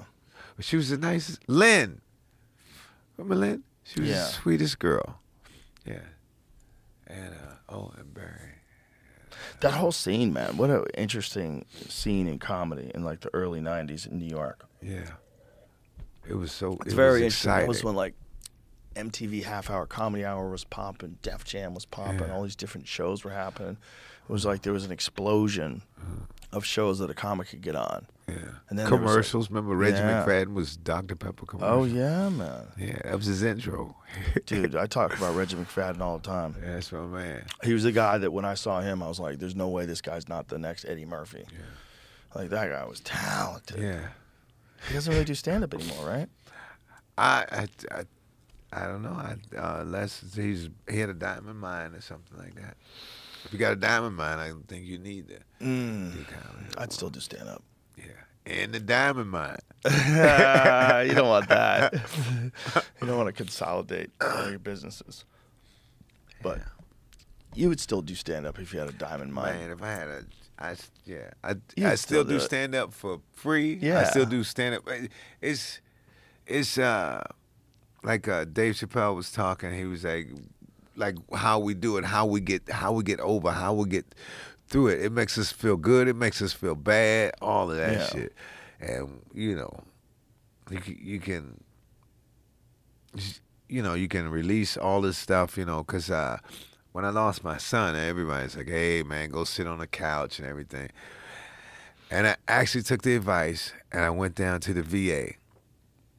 And because I was so, hurt, broke up, but you don't get. It's not like television. You don't get to sit on your own couch. It's like a group session, man. And it was 2 young guys in there, man, and both of them had like titanium legs and everything. They go, "Yo, man, I saw you on television, man. Can we take a picture, man?" And and I was like, I got my thing, but even with I felt sorry for them because these guys look like they're like 18, 20. I'm like, I'm hurt because of the son I lost, and because of what happened to them, they may not even get to have us. You know what I'm saying? Yeah. So I'm like, this ain't. So what stand up brought me, not talking about him, but just still getting down because it's because of him I had the nerve to do it in the first place. I used to go to comedy club. I went to a comedy club, my first open mic, and this guy, Kevin Lee, was juggling, and he dropped the bowling ball. Like on television, nobody ever drops it. He dropped it, boom, and the owner goes, "Get the fuck out of here! Get your shit! Get us!" And he's spraying him from behind the back with Lysol. The people are screaming. They think it's part of the show. I thought it's part of the show, right? Scream, ah! And then and people and then William Stevenson goes up and goes, "Next, we got a new guy. Ladies and gentlemen, put your hands together for Tony Woods." Shit. I'm not going up there, motherfucker. I'm not going up there. Because it was like, that's how people were panting. Wow. How hard he had ripped. And, Wow. I forgot the point I was making, but what was I talking about? I forgot. Yeah, but we were getting to something. But what were we talking about, Joe? You're talking about a guy juggling on stage and dropping a ball, but I didn't know where you were going with it. Yeah, before that I was telling you something. I forgot. Don't worry about it, man. Your son encouraging you to do stand-up and help you get over your son. Okay. Yeah, he didn't encourage me, but he was born, and when he was born, I'm like, right. Shit, I can do this. I can do anything. Stand-up ain't nothing. Yeah, I'm changing diapers, bitches. So, you know what I'm saying? Yeah, so that's what really, because I'm like, I am someone's dad. Yeah. This is hard shit. Stand-up comedy cannot be as difficult as this. And it was not. But so when I lost him, like, I wanted to just stop everything. Plus, I still got 2 other sons. Can't just stop and say, "Hey, everybody, I'm sad." You got to keep it moving. Right. And so that is our, look at how fucking funny it's going to be when you go on stage talking about an ant tore your toes up. You know what I'm saying? Somebody else gonna have PS2 I think from that. the fun part's gonna come in how I kill them all. Yeah. That's the fun part. See? They're fucked. This is war. But just think of somebody who's not a stand-up. Like, fuck, I got to take a couple days off work, man. Fucking fire ants tore me up last week. Ah! Yeah. That's it. I didn't take last night Boom, off. you got 20 minutes. Bang. I did get an IV in between shows. That helped. Oh. Yeah. What's that IV do? Well, the one you get different ones do different things, but I got a high dose vitamin C and NAD combination, and they also put some kind of a dexamethasone, I forget what it's called. But it's not that like it's reduces not gonna make you inflammation. poop, right? It ain't gonna, No, okay, no. Make you poop. Why? Why? Because I've been drinking this tea. It's called moringa or meringue. It's from It's India. poop tea. It's Yeah? Because the thing clearly says take one every day. In the morning. Boom, it give you energy. All of this, and I drank like 3 cups of tea the other day.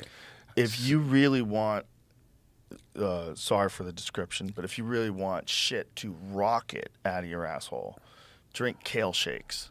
Yeah, I used to drink kale shakes every morning, and then I would have these shits where I was like, I got to get to this toilet in time, and it's all coming out at once. It's not. This is not going to be a long journey. It's just going to be a yee-haw. It just lubes the old pipes up. Thank goodness for bike pants. Yeah. So I ride my bike. I ride a bike, and I just went to this place, all this health food shit, and the fucking kale shake. I'm like, well, why drink Gatorade when I can drink that? Right. Don't do that. Don't do that. It's because I was my bike was in the car. I was driving, and I'm driving. I'm like, I ain't gonna make it. Like, I don't want to sit in it, but I ain't gonna make it, son. I ain't gonna So make you're it. like sitting up, you're hunched sitting up while you're but driving. I got on bike pants, but I got my shorts on over my bike pants. Oh, 'cause I boy. Put the bike in, yeah. It just when when you just go, there it is. Shit. And it's no use of going, stopping. Right. Take this all the way to the crib. Yeah, man. take the L. Yeah. And go But to your you're house sitting up with in the shit car your like pants. this. People looking at you. And hope you don't have to get in the Shit, elevator yeah. with anybody. Just there it is. Shit, yeah. And I was like, and my mom was like, it's a cleanse. What do you think that means? I'm like, I didn't think about that. Yeah. Well, it definitely makes you shit a lot. But a lot or just because it just. Well, it's a lot of fiber, you know, and it's a lot of moisture. It's a lot of liquid and a lot of fiber, and it's all lubed up. Good for you, right? I think there's a lot of nutrients in it. There's a question about whether or not you should have that much raw kale because it's high in oxalates, and in certain individuals they've had issues with oxalates that lead to things like kidney stones. That could also be genetic too, I think. But the oxalates, I think in high doses, they think like a lot of raw spinach and a lot of raw. It's like a balance, you know. Some of it's good for you. Too much of it is probably not so good for you. Well, the reason I'm drinking this stuff now is because I went to the doctor like last month, and they said your PSA number, PSA, because both my grandfathers both passed from prostate cancer, so he's basically, the doctor said, you don't. What they're doing is I got to go back next week for some more results of more tests, and. So far, the options is I think it's like some Angelina Jolie stuff. Like he says, with these levels, if it's not there now, it will be soon. So let's just, and I never heard anybody have removing that. So removing your whole prostate. And I'm like, so I've been a little stressed out lately. Is there other ways that they can mitigate that? That's what I'm trying to figure out. I read an article. What else can I do? I read an article about this guy who had very high rates, and they wanted him to do something, and he decided to try doing a cold plunge every morning, and then he went into like a ketogenic diet, and apparently he radically lowered his numbers. So, and it actually even elevated tell your his listeners testosterone. to help me radically lower mine. Well, I think that might be a way, but please, do you have a place near you that has a cold plunge? I don't know, but okay. Do you have a yard? Yeah. You have like an ice bucket? Yeah, I mean, you basically just put it in a need. tub. Yeah, you could do it in a tub for sure. Yeah. But if you get one that's outside that stays cold all the time, that way you don't have to fill the tub up, and every morning you just get in it. You mean like just sit in it in your body underwater for like 3 minutes, and it'll bring your PSAs down. Well, with this guy, I mean, I don't know if this is just his case, but what this guy did was twofold. He did that every morning, and then he also went on a ketogenic diet. So he stopped eating sugar. He stopped eating anything that is, I think it's like, I don't know what the fat to protein ratio is, but there's like a ratio where your body's just burning off fat, and that's what he went into. And apparently that's a good diet for people that have cancer too. Well, so this guy lowered his rates. Now, is that anecdotal? Yes. That's it. Here it is. How I lowered my PSA with ketosis and ice baths. The prostate protocol. Okay, so this guy has a Morosco. I have one of those at home. They're awesome, and we have a blue tub cube is called here. A Morosco? Yeah, and we have one here called the blue cube. That's awesome too. It's actually even more brutal because the water stays on, like flowing really fast. So an email from Morosco power user asked me about the protocol I used to bring my prostate-specific antigen down from 7.0 to 1.8 nanograms per milliliter. It says I purchased a Morosco about a year ago, blah, blah, blah. Okay, so this is the question. The guy's asking the question and say he has his PSAs. No, down. Right. So then the answer, the guy explained what he did. Yeah. Is that it? Hold on. Go back up right there. Right there. The prostate protocol. The most sensational finding in my blood test results was not so much the improvement in my PSA, but the elevation of my testosterone to levels that were nearly unheard of for an overweight 56-year-old man. I wrote about it in detail and what happened to my testosterone after using ice baths to treat my prostate. I've since updated that article to include more of the science behind how it works and describe what I did that worked for me. However, it's possible that not every man is seeking to boost his testosterone. For example, my girlfriend, who generally seems pleased with the results of my T levels, has already mentioned that she'd rather I didn't do anything to push them higher. Interesting. But more importantly, some men have experienced concern that their doctors suggested higher testosterone levels may lead to increased prostate cancer risk. Okay, this is a long article. But his protocol was kept his ice bath at 34 degrees, plunge up to his neck for 2 to 4 minutes, an average of 6 days a week. So that gives me 20 minutes of extreme cold exposure per week, which is enough to activate my brown fat and maintain high glucose sensitivity. Then fasting for 24 hours once a week, and then cycling in and out of keto. And in addition to intermittent fasting, low carb several days a week, so I can be sure he reaches ketosis. Doesn't stay in ketosis for more than a few days. When I'm ready to come out, I'll indulge with fresh bread or a croissant or a favorite dessert or fruit in season.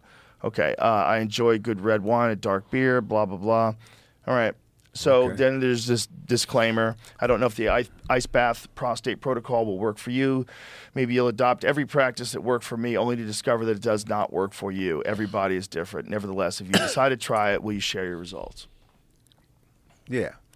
So try it. Try that. Yeah. You know, before they do surgery on Yeah, you. you know, because he said it like he was taking out my wisdom tooth, dude. He said, Yeah, yikes. He said, yeah, we could just remove your... Hold up, motherfucker. Yeah, slow down. Yeah. And if this works, I mean, if it worked for that guy, is his level similar to what your level is? Mine was 5. And what was his? His 7. Oh, so yours is better than his already. Yeah, but his is gone. Yeah, his went away. Yeah, so You might be able to do it, but Yeah, you'd I have might to be be able to do it, real yeah. strict with your diet, Yeah. and you know. Because I saw him say candy and syrupy stuff, and Well, all that stuff. The time you stop eating that stuff, your body has to still recover from when you're eating it. Yeah. Like all the damage that you've done. But it's just not real food, and that's most of what people consume. And when you start consuming real food, Are you vegetarian? No. No, me neither. I don't think that's the way to go either. I don't think that's the way to go for health, and I also don't think it's the way to go for conservation and animal management. It's like, yeah, we live. The reality of the world is you have millions of cows and millions of chickens. The real problem in the world when it comes to meat is factory farming. That's the real problem. There's a lot of regenerative farms that raise livestock the way people have for thousands and thousands of years, and that's great, and you can get food from them. Why do we have so many chicken wings? It's a lot of chickens, bro. I know, but it's like It's a nobody's good eating that question, much though. chicken. It's a like, good question. That's all we got is wings now. Just No, but fucking think about the wings. breasts. Like how many places sell breasts? A lot. Like everybody who wants a Caesar salad with chicken breast. All I see is wings. Buffalo Wild Wings, hot wings. Yep. Oh, True. just Wild like- wings. Yeah. Yeah. It's a lot of wings. A lot of wings. Yeah, a lot of independent wing places. Yeah. Yeah. With nothing but fucking wings. Like, Yep. you can't do that. Do you No remember that legs place in at the all. village? They used to have a place Yes. in the village. Yeah, right down the street. Fuck you. Yeah. Bang. That was some good chicken. Bro, they had that death sauce. Did you ever have the death sauce? Yeah. Whatever they called it. It was like the highest level. Yeah. I just tasted it. I never ate that shit. It was good, though. It was delicious. It was Everything. delicious, but it was just insanely spicy. The place next door to the cellar. There it is. Pluck They you. were Is it good. still open? It's permanently closed. What's the place next door to the cellar? The Swarmer place. I don't know. Right? Okay, you know the cellar, the steps right here, the place right there. The Yeah, I thing? don't know the name You of never the ate place. there? No, I never ate there. You ate the pizza place in the corner. Which, I didn't do the cellar very many times. you did Boston though. I did Boston, and I did a lot of shows at Dangerfields, because Dangerfields felt like a road room. Yeah. Felt like I was on the road. You know, it didn't even feel like a New York room. I worked there the first time by accident. By accident. By accident. I came up to New York for the summer to do my reserve duty. I'm trying to think what year. I think it's 80s. Yeah, it's 87. So you sent a videotape in of your, comedy. I sent it to this club called Who's On First. Sent it to him. I go in with some other guys from who's doing reserve duty with me, and I said, "Yo, man, you a comedian?" Yeah. So we go up there together, and I walk in. It's busy. It's like a Friday or Saturday night, and I said, "Yeah, I'm Tony Wilson. Gave you video tape." And she said, "Okay, well, sit over there. I'll get such and such, whoever." Then he comes out. Some other guy comes into is Tony here? I'm like, "Yeah, I'm Tony. Come on, you're open too." Boom, go in, fucking kill. Bang, come on stage. Yo, they need somebody at Dangerfields. He says, well, the guy, Tony, just came off stage. Bang. I said, where's Dangerfields? He kind of looked at me like, what? It was across the street, went to Dangerfields. and went on stage after Roseanne. Roseanne had like a bathroom wow. and everything. And I went up there, did another 10-minute spot, kill. And then some guy named Tony. Still have not seen this guy.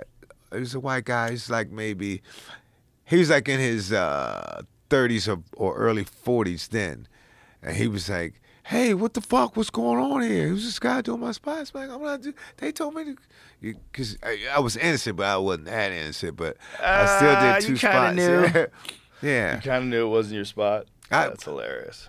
I knew Dangerfields was definitely not my spot. But when the MC said Tony whoever, as I'm walking on stage, I'm like, I'm not gonna correct that motherfucker. I don't care. Right. You know what I'm saying? I just went up and did my thing. I figured they just misunderstood my name on the videotape. I honestly thought that the guy had seen my videotape and go, oh, this guy's gotta go. He's gotta come on stage. But no, they were calling some other name Tony. I don't know who he was. That's hilarious. I haven't seen him anymore.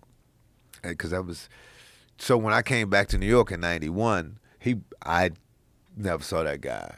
So I guess he's road comic Tony somebody. I always check around. It's funny, people that you meet early in your career and just lose touch with them and then catch up with them again. It's a strange road to be on. Yes. Be a professional comedian for all these many, many years. You ever meet somebody and like they're really good, really funny, like in the beginning, and then you just run across them and they go, hey man, how you doing? Still doing your comedy? I catch you on TV every time. I always tell my wife about you, blah, blah, blah, blah, blah. Yeah. Blah. And then like he might be he's like super successful. Well, you know, like I ran into a guy the other day, he's a pastor, he runs his own church and this and that. He said, man, I'm proud of you, man. I'm glad you stuck with it, man. And like, Cause I remember being at that crossroad just like he was, like, what you gonna do, dog? What are you gonna do? I'm like, what are you gonna do? Yeah, I really didn't make up my mind until I was in Birmingham, Alabama with my man, rest in peace again, Vic Henley. We did the Birmingham Comedy Club. And that's when they called me and said, you've been activated. Now, I've been messing around. I was doing comedy. I was in the reserves. But now they're talking about, you've been activated. You're going to the war. And I was like, damn. And I remember Vic saying, man, don't worry about him. He's going to be okay, Tony, man. You remember Vic Henley? Yeah, I remember him. As a matter of fact, he used to open up for, what's his name, tonight at the club. Come on, man. Blue Collar. Ron White? Ron White. Yeah. He used to tour with Ron White. Yeah. I did Opie and Anthony with him once. Yeah. I believe. Come on, Tony, man. He's going to be might have okay. been on the phone. He used to always say, he said, now didn't I tell you you're going to be okay? Yeah. Maybe I didn't do Opie and Anthony with him. I did something with him. I can't remember. Maybe. He was on Opie and Anthony quite a bit. Yeah. Good dude, man. Me, him, and a guy named Chris Kelly. Chris Kelly was a little guy from, yeah. Anyway, yeah. What? He was a little guy from what? He was from Birmingham, man. No, he was from Huntsville, Alabama, but we were all on the show. And the guy from the reserve unit, that bastard, he held the phone. I was about to go on stage, and the lady says, Tony, you got an emergency phone call in the office? I'm like, was it a woman? Because I'm like, if it wasn't my mom or my wife, I'm you know, about the kids, and then she said, hey, it's a man. I'm like, all right, I'm a fucking hole. I figured it was one of my buddies going, hey, man, can you hook me up with a show? Can you hook me up with free tickets? Went up, did my thing. I was on stage maybe like 20, 25 minutes, came down, watched the whole Vic Henley show, and then we're going to leave. We're going to go get something to eat. And then she says, that man's still holding for you in the office, Tony. I picked up the phone. I said, hello? He says, Petty Officer Woods. I'm like, let me go get him. He says, go ahead, Woods, man. I know that's you. Fuck. Like that. Because as long as they didn't contact me, I didn't have to show up, but I had to show up. Yeah. And from there, I was supposed to go to, what's it called? So if you didn't answer that phone, you wouldn't have had to go anywhere? Yeah. I mean, until they caught me. I didn't. they Sooner got or later, you. they would have caught me. They But I got wasn't you. running. I just had not gotten the call yet. It wasn't like now where you could just sell. Yeah, right. you weren't that easy to put your fingers on back then. Right? And that's interesting. Yeah, and I'm a road comic. I'm on the road. Right. You know, all you can do is call my house and say, well, let me know when he'll be back, or you can leave a message. And if he'd have left a message, he'd know I was not gonna answer that shit. I was gonna say, hey. My answer machine broke it, motherfucker. And I was supposed to go to Ocala and then Fort Myers and then Key West. And instead, I went to Bowling Air Force Base. Jesus Christ. But it was okay. But having something that sucks afterwards, you got a lot of shit to talk about. Yeah. So it was cool. We had a ball. Thank you for your service. That's what they say. Yeah, I'm glad I got that That prostate must have been thing out. wild doing stand-up and being in the service at the same time. It was cool. Well, I wasn't doing, well, when I went back, I was a little bit of a celebrity at Camp Lejeune because I was on a show called Tell Me Something Good on BET. Like, most people didn't have BET back then. As a matter of fact, when the guy told me, he says, hey, you do a show I work for BET, I'm like, all right, dog. You know, he's just like another Virgo with a business card to me. I'm like, whatever, man. You know, yeah, man, I produced this and I produced that. I'm like, come on, get the fuck out of here. Right? But he said, I produced the show. I said, what's that stand for? He says, Black Entertainment Television. I just started laughing. I was like, that's funny as shit. And the next day, my wife called me at work. I was a bike messenger, too.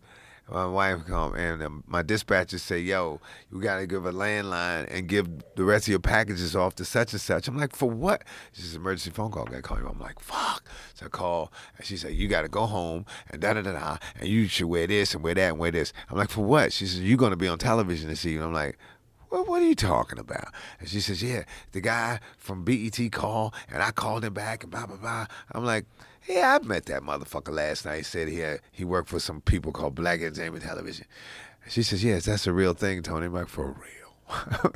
I was on some Juneteenth shit. I ain't know. I was like, for real? We got our own network? Motherfucker. You guys can go. That's it. So basically, it was kind of for me, because I was like, everybody knew about this network but me? Right. And that's the first. And so, but anyway, so when I'm down there at Camp Lejeune, people know me, say, hey, man, you. And this is the misconception about television. Everybody's like, man, what you doing here, man? Ain't you rich? Because we got $100 a day for that show. And yeah, so, but people watching on television, they figure. Yeah, they just assume you're rich. You're assuming rich, yeah. And as a matter of fact, we went to go see New Jack City. And the guy says, I got in a fight that night because I was already frustrated. And Rock was in that. He says, so do you know him? I'm like, yeah, I know him. Yeah, right. Me and Rock and Tommy Davidson had done a comedy tour called the Slits Malt Liquor Bull Comedy Tour. We went to Chicago. We went to a lot of places, man. Me, Tommy Davis, and then to me, I felt like I'm stuck here. I don't know how long this war gonna last. I don't know when. You know what I'm saying? And then you see guys you work with on television and stuff, like in the movies and stuff, and this fucking asshole's going, you think you bad because you know. I'm like, oh, fuck. And then we got in a fight at, what's the place where you pull up and they roller skate, bring your food? I know what you're talking about. When those, Yeah. roller diners or whatever they call them. We got in a what do they fight. call those things? Just diners, right? It was in Jacksonville, North Carolina. We got in a fight. It was bad. Because I couldn't take it no more. Oh, yeah. Should I say this on the podcast? Yeah, because I went to the ATM to get some money, but my ex-wife had took all my money because she had power of attorney. So I didn't have money to go see the movie where I saw my buddy in the movie. And then this motherfucker screaming at me, going, yeah. He said, well, do you know him? Do you know him? I'm like, I know Chris Rock. I don't know the other guy. Yeah, right. He was just, and then we got to the place. Sonic, I think it's called Sonic. Get to the place. I got to borrow money from one of my other buddies. And that motherfucker's just going. Next thing you know, he got banana milkshake all over him.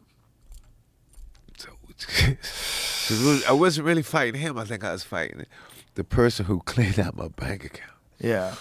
He just caught you on a bad day. He just caught me on it was a bad day. Because we were almost late for the movie, man, because we stopped at 3 different ATMs. Because I'm like, well, maybe it's this one. Maybe something's wrong with this. Because I know I got some money. Don't worry about the woods, man. Fuck it, I'll just pay your way. So, guys, popcorn too.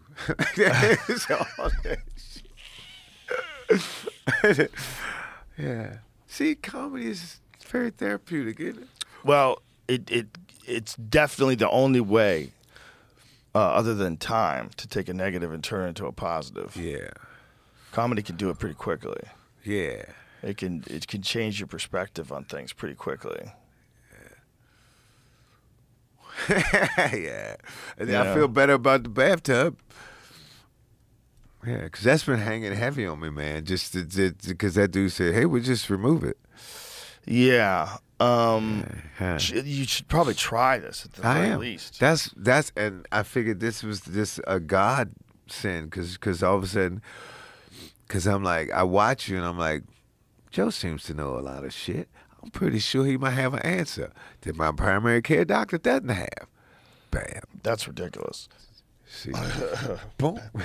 I just got lucky that I read that article. That's all it is. But I have been doing the cold plunge for months now.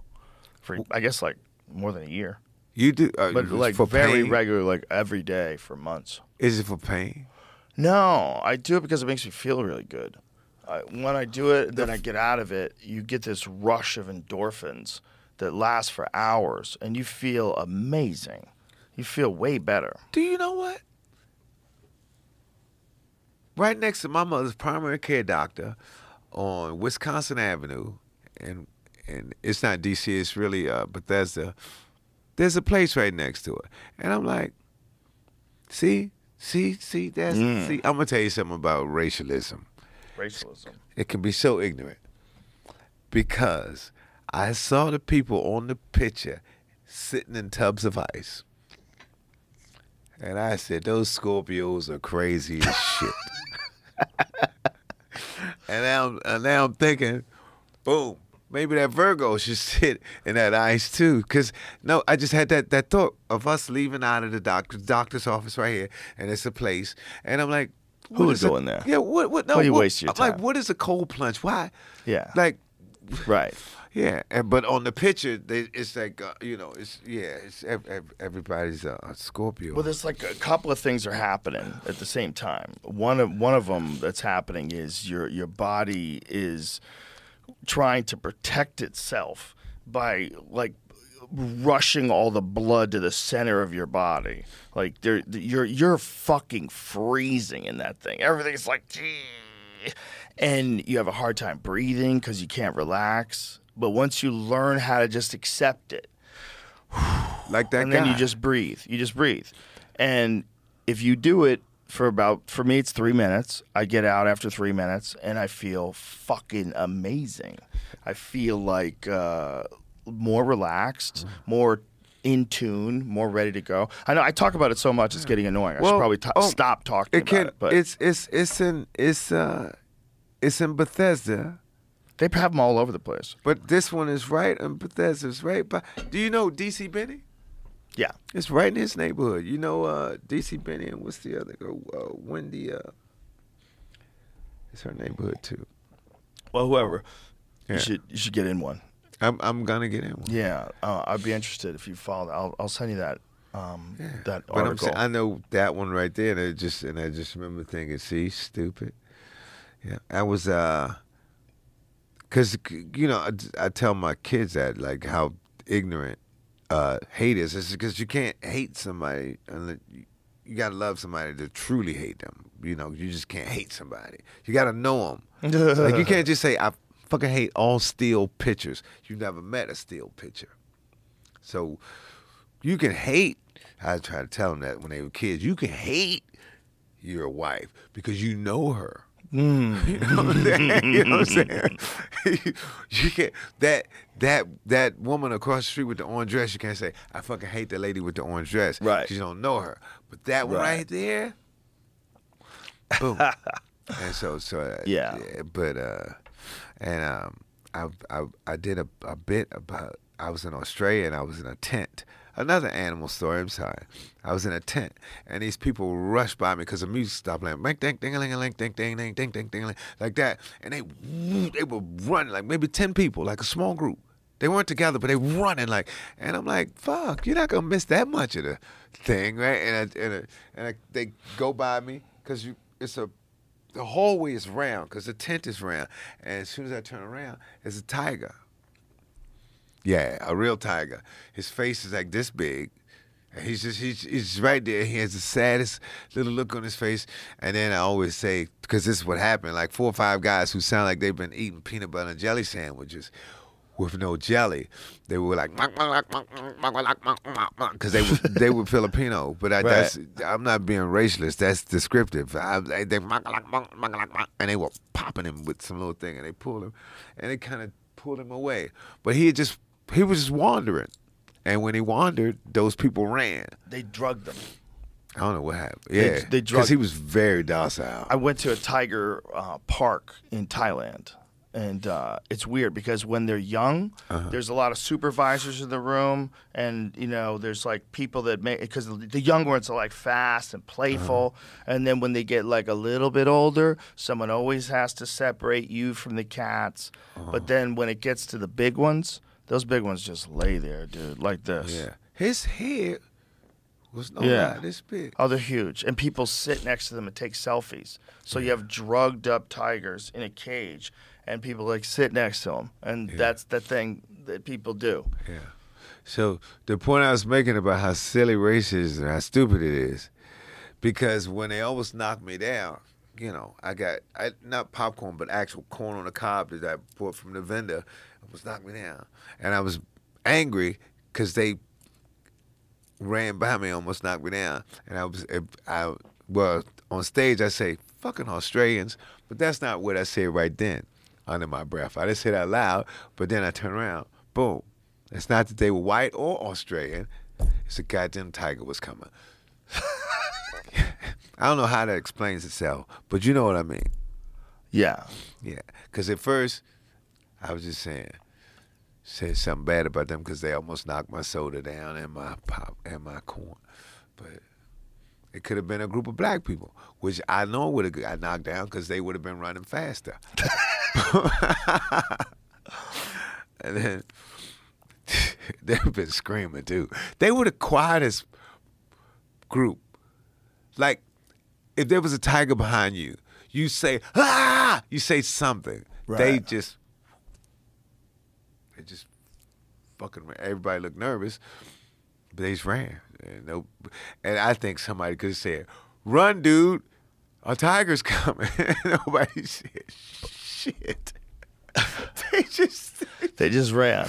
They just ran past me. Nobody. If I was running and you were coming this way, I would go, dude, here comes a tiger, like that. I wouldn't. Right. I wouldn't just go. Better you than me, motherfucker. That shit. That's got to be one of the most terrifying ways to die. Yeah. There's probably nothing like it.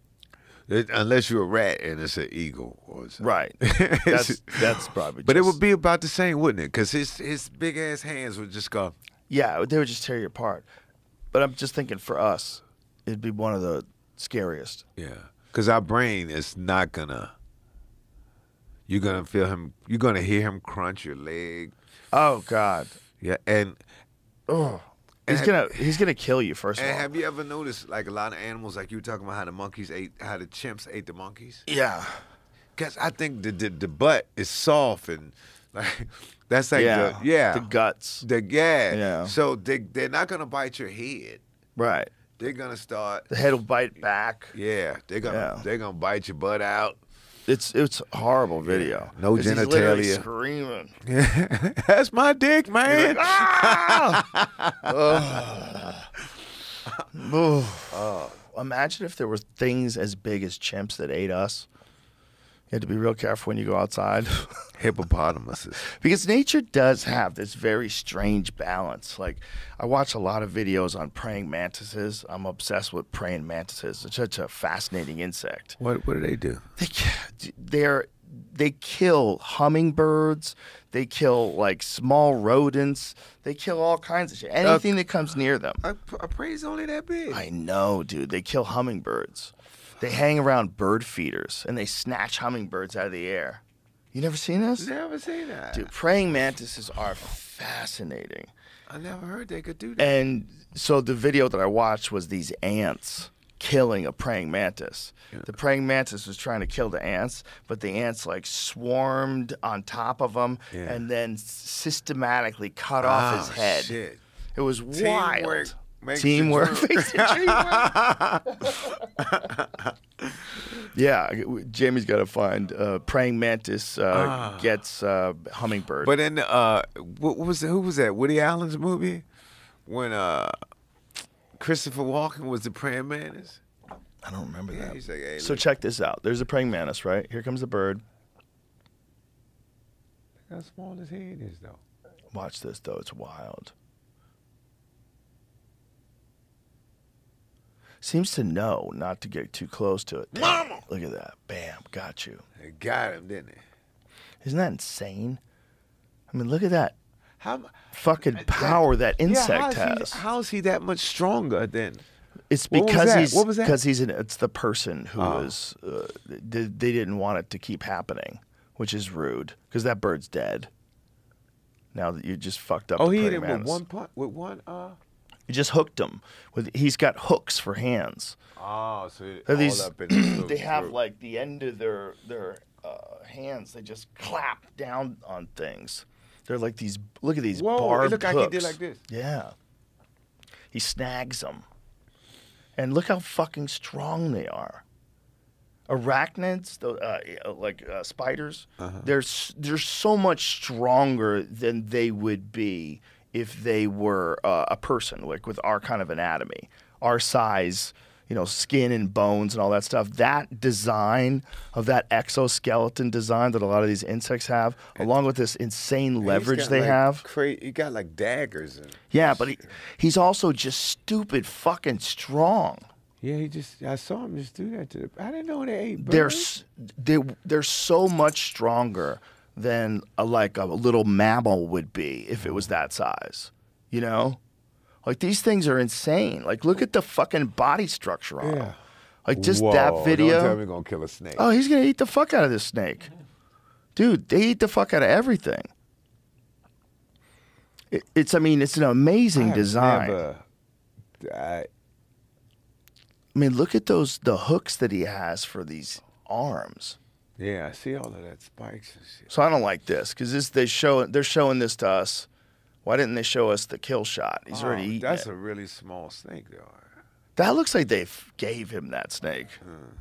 Look at that. These motherfuckers. They did it for the gram. That's what this one is too. It's like a setup fight. Oh, so the lizard ate. Thing. Oh boy, they have setup fights. Oh yeah, that's there's a insane. website for this where you can watch all sorts of insects go at it. So that lizard, mantis, and a scorpion. Who wins that one? I don't like dog fights. I would not want to watch a dog fight, but I do. He's winning Mantis everything. lost I do not mind watching mantis and scorpions do battle with each other. Here we go. Boy, I don't know. Scorpion looks like he's gonna fuck him up. No, he already sick. He getting What's happening here? bugs on him. He got Scorpion as a shell. What is he doing? He's just climbing on him? No, to see these other bugs. There's other bugs that the mantis wants. So he's going to steal these other bugs. So it's like, are they going to fight over food? Like, what does the mantis, what does the scorpion eat? I feel like this is about to be a trap. About to get stung. Oh, So he's going to eat on him. That's how disrespectful that mantis is. Look how disrespectful he is. I'm going to stand on you while I eat. Yeah, and that's his whip right there. Crazy. What? Okay, now he's decided dude. to eat the scorpion? Yeah, I think. Oh my God. Fuck you too. Bro, If he eats this fucking scorpion, think about how small that thing is in comparison to the scorpion. He cannot. No. He's got one hand. He's got one hook in. He's trying to eat the scorpion. He's using the wall for leverage. He's using the wall for leverage. Look at this. He's climbing the cage. But look how skinny his With his back legs are. legs. Does he give up after a while? Can he not break the surface? Oh my God, he's still going. Obviously, it's poison. Who fucking wins? I don't know. Oh, it looks like what happened? no. Back it up a Oh, yeah. little. He fucked him up. Yeah, he he fucked did up. catch him. Oh, he fucked up. He got caught in the got caught. pinchers. No, they don't show Oh, it, that's all they give you? Yeah, they don't show it. Interesting. If I was them too, I'd make you go to pay-per-view for that. Peace, bitch. Yeah, Couldn't you see fucked it. up. You got cocky. You didn't plan ahead. It couldn't break through the scorpion's tissue, That was dope. whatever that armor is I that he had has on no the idea. outside. Praying mantis was. They're so gangster. I know. But get the ants kill praying mantis. I have. They dissected it. They like clinically dissected it, like cut off the arms, cut off the head. I've thumped them before. Just. Wow. So this praying mantis is eating some ants. Just trying to shake them. Yeah, they all Those are start big swarming ants. them though. So he's getting a few of them. He fucked that dude up, Yeah. but now they're on him. That's a distraction. This is wild, because this is. He's I mean, got, like, this is so. A They're cover so. over his eye. They're so tiny. Yeah. That we don't understand how wild this is. If we were watching this and these were big, like the size of lions, That'd be a you know how brutal ass amazing this would be if like lions fought a giant. Like that's what this would be. But even weirder, because these insects, like fight. what the way insects is that look, the queen? Mike is huge. it's a big one. Yeah. Does the queen go to battle? Well, there's a few of those big ones though. It's like the queen came in there and she said, "I'm gonna help y'all get this." I don't know if the queen would risk it all for that, but these ants just chop the shit out of this dude. Look how many of them are coming out of the hole, too. Just coming out ready to go to war. How do they communicate? I mean, that's what I want to know. How do they organize? How do they know? Like, this is why, look, they just cut his fucking head off. Sorry, bitch. I mean, what? How amazing is this? Just watching this is fucking insane. And it's crowded. If we went to another planet and we saw things like this, but they were big, like German Shepherd size, we were observing that, people would be utterly fascinated. Look how many of them there are together in this little canal. Somehow they're communicating together. And they wear armor. So, Yeah, you know. we just accept it because they're little. Because it's really, really little. We're not amazed by it. Yeah. You know, we're only amazed by things that are I wonder what's little a to certain them. size. You know what I'm saying? Like an ant is this big. I wonder what does an ant go? Get out of here. Probably fungus. Yeah. Get out of here. Well, definitely fungus, actually, because have you ever seen what happens with the cordyceps mushroom and ants? Cordyceps mushroom can infect ants, and it makes them grow spores out of their body. So the mushroom spores, and then the spores explode, infecting the whole colony. Ooh. Yeah. So these ants know when an ant's been infected, and they know that it's going to explode. So they have to drag it out. So they're dragging it out like it's a time release bomb, Yeah. and they're hoping they get outside of their before village before his shit, before it yeah. blows up. Because if it doesn't, all the other people like see it growing out of his head. That is the cordyceps mushroom has infected this ant, and now it's using its body to grow. It's the premise behind that zombie show on HBO, The Last of Us. The premise is that this infects people because this fungus, it's when it pops, it blows all these spores in the air. And when it blows all these spores in It's the air, chemical then warfare. Yeah, exactly. It's just trying to infect all the. I mean, imagine if you found a family member lying there with a giant spore growing out of its back, a giant sack of spores, just whatever it is for a mushroom, and it's just ready to spray. Gotta get him out the house. Yeah, fuck. We're gonna miss you, dog. And you just got a greasy bandana tied around your head, hoping they don't get you, and where you're dragging this body out of town. Well, just I guess the way that thing, it just it's like somebody swallowed a bomb. Mm-hmm.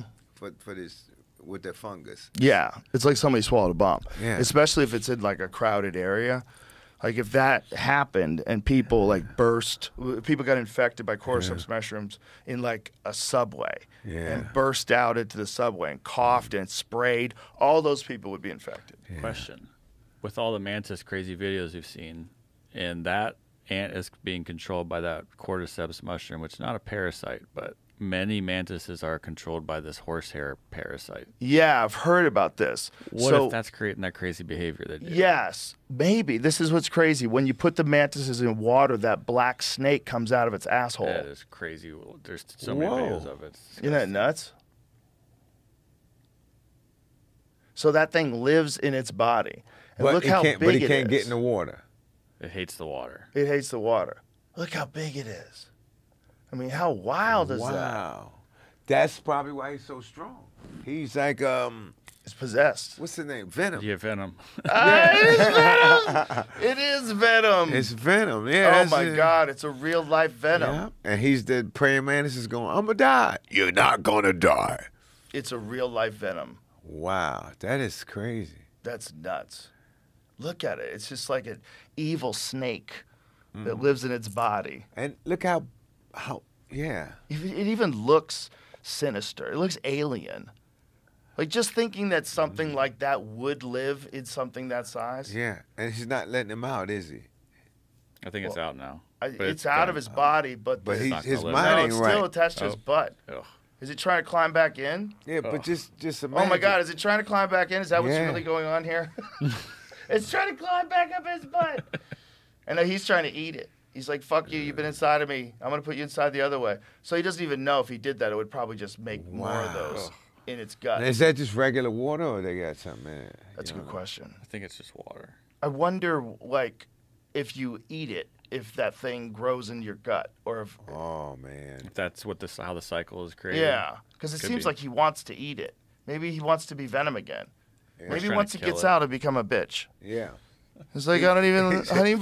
Hummingbirds are cool.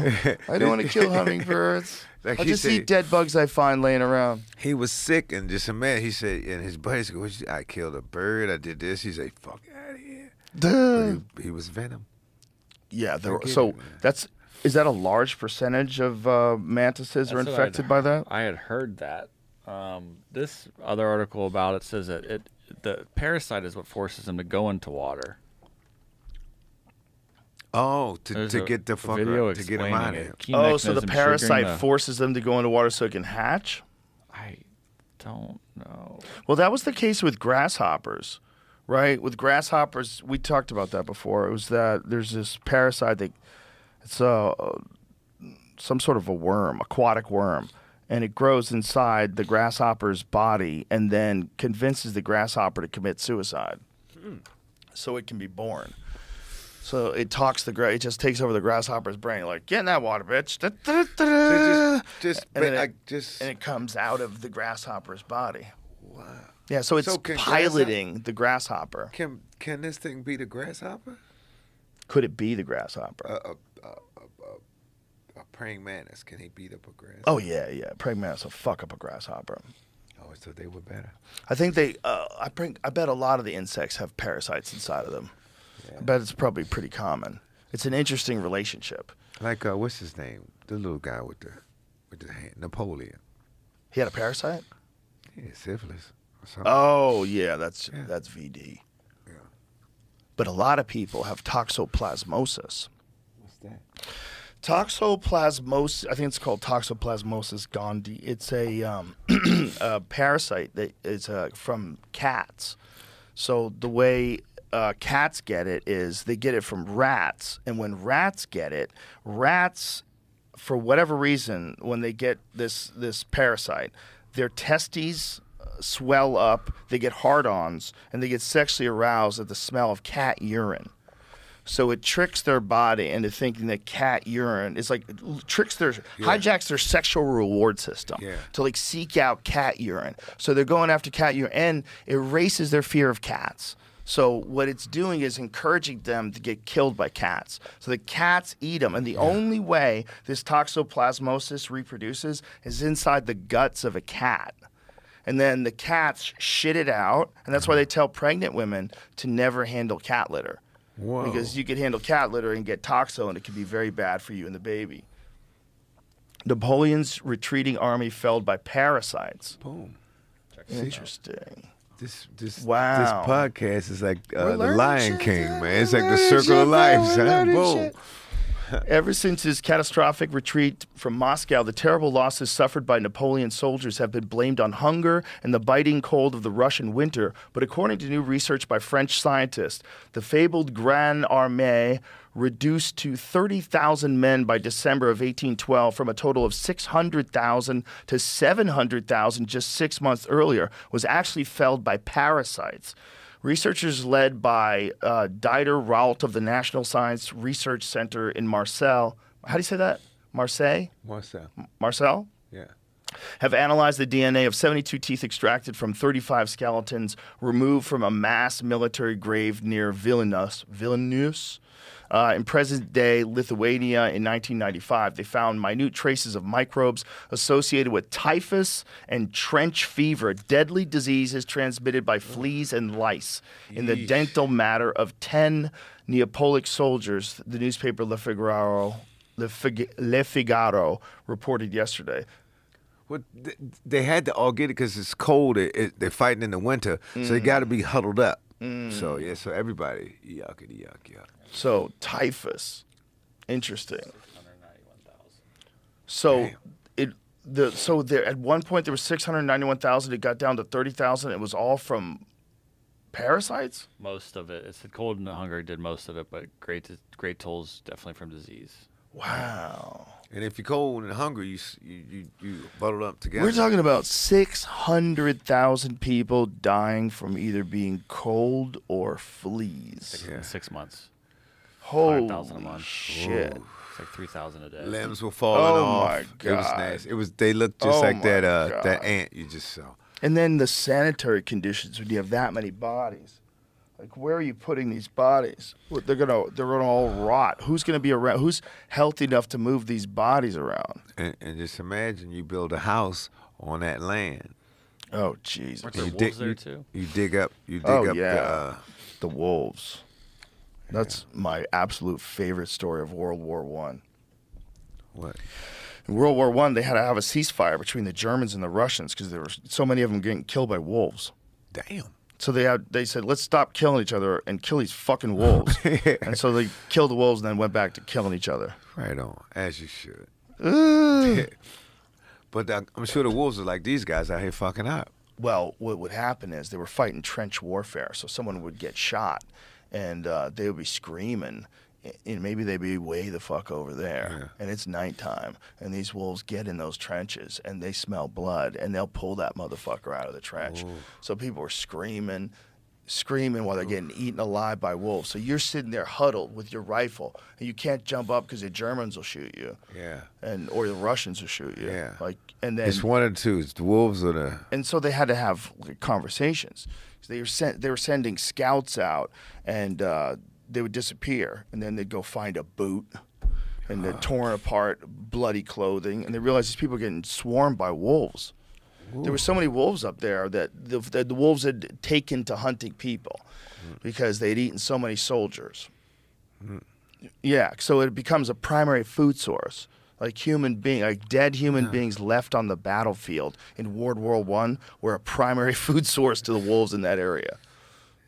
And I imagine it's just like the lions again because it's easier. Much easier. Yeah, but Do easier you know how many than people have to taking get down killed a by deer. wolves before you decide to have a fucking a meeting with your fellow humans that you were just killing 6 months ago? I go, we got to do something. Yeah.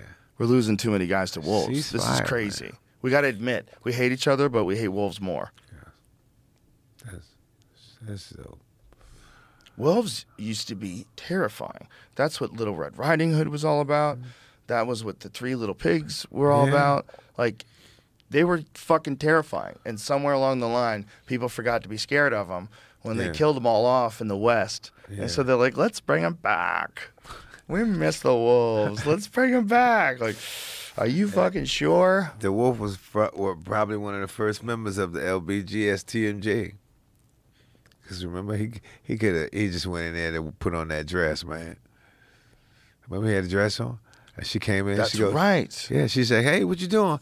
Because she knew it was him, but she's like, what big eyes you have. She's trying to back out. She's like, because she knows she can't run from him. She got to back up. She got to be slick with it. Yeah. But she's caught him with ladies' clothes on.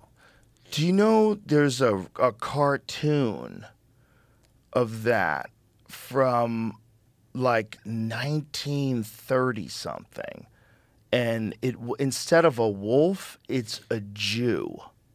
It's like a really stereotypical image of a Jewish person, and it's a weird cartoon, man, because they changed it later on, and they changed it into a wolf.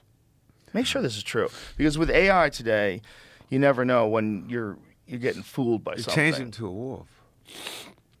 With AI today, you never know, like, because they can make like Riding Hood? fake cartoons. Yeah. This is like the best PBS. Well, which is the one? It's Little Red Riding Hood. Which is the one when the wolf is knocking at the door? That's the Three Pigs. Yeah. Because this, Yeah, maybe it was Three Pigs. Three Pigs, because the first Knocking at the one, door, yeah. but knocking at the door dressed like a wolf. Yeah, it was the wolf. That's what they were afraid A of. wolf wearing like women's clothes, right? Huff and puff and blow your house down. Here you go. So what it was like, yes. Look at this. Oh. Here, put the headphones on so you can listen to this. Good. Can you back it up a little? I want to hear what he's saying. No. Yeah. I'm the fuller brush man. I'm giving a free sample. He's saying he's selling brushes. Wow.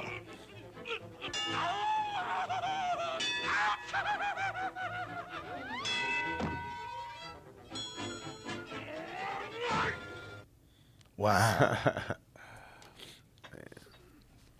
That's crazy. The wolf was dressed up as a brush man.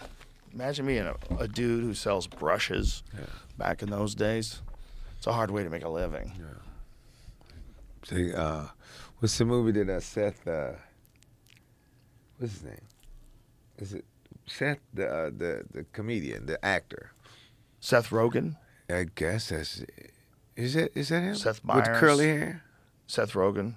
Okay, yeah. The guy who him. gets high a lot. Yeah. Yeah. I mean, he did a movie. He did a movie where he's a guy and he's an immigrant. He comes from Europe, and he works in a pickle factory killing rats. You ever seen that?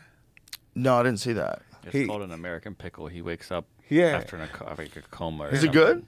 I pretty didn't good, see yeah. it. It came out during the pandemic. It was one of those movies that came out. And this is his great grandson or something. He plays himself playing him. Oh, wow. his uncle or grandfather. But he's killing rats, and then one day the rats attack him, and he falls into a pickle barrel.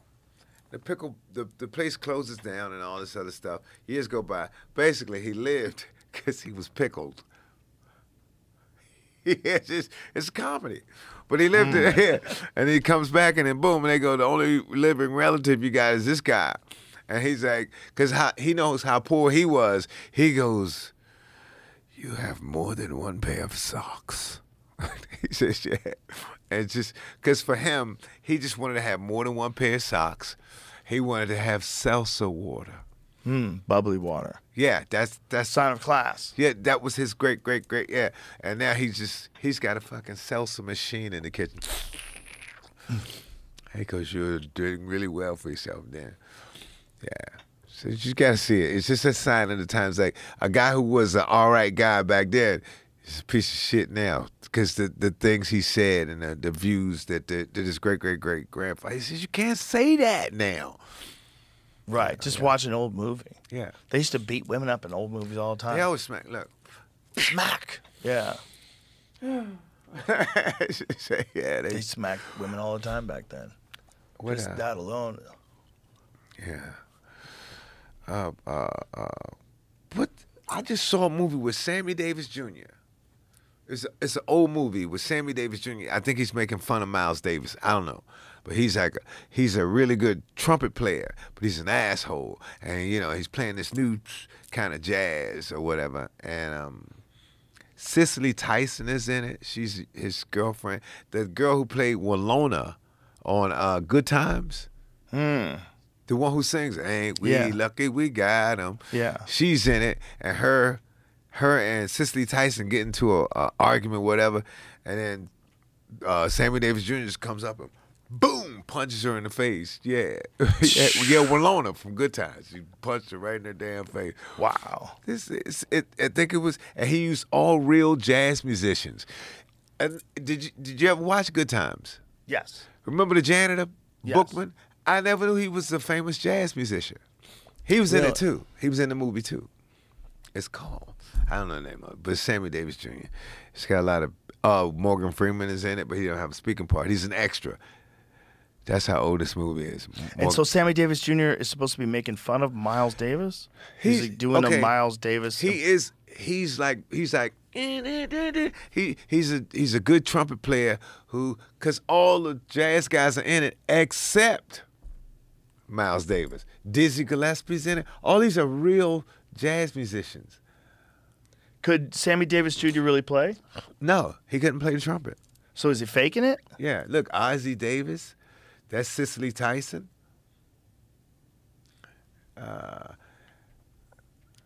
Is he definitely faking it? Can I hear that?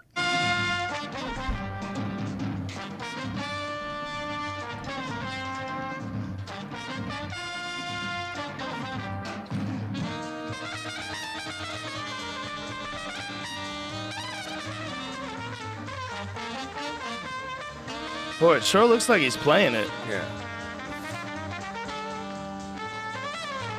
Movie magic. I don't think they had movie magic back then. Yeah, they did. I think he's playing it, man. I mean, he was a musician. I know. Look. Okay, look, that's Walona from Good Times.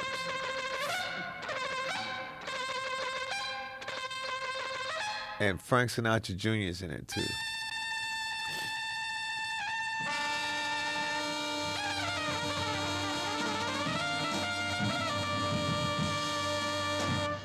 This is why I think that's really him. Because if you ever listen to like a real solo, like someone who's really good. This is him really playing. This is drums. Look at him.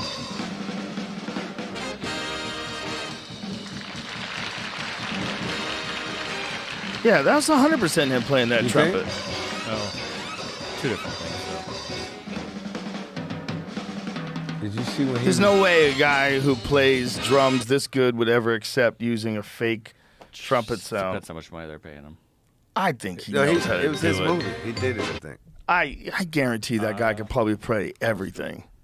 You don't think Sammy Davis Jr. could play everything?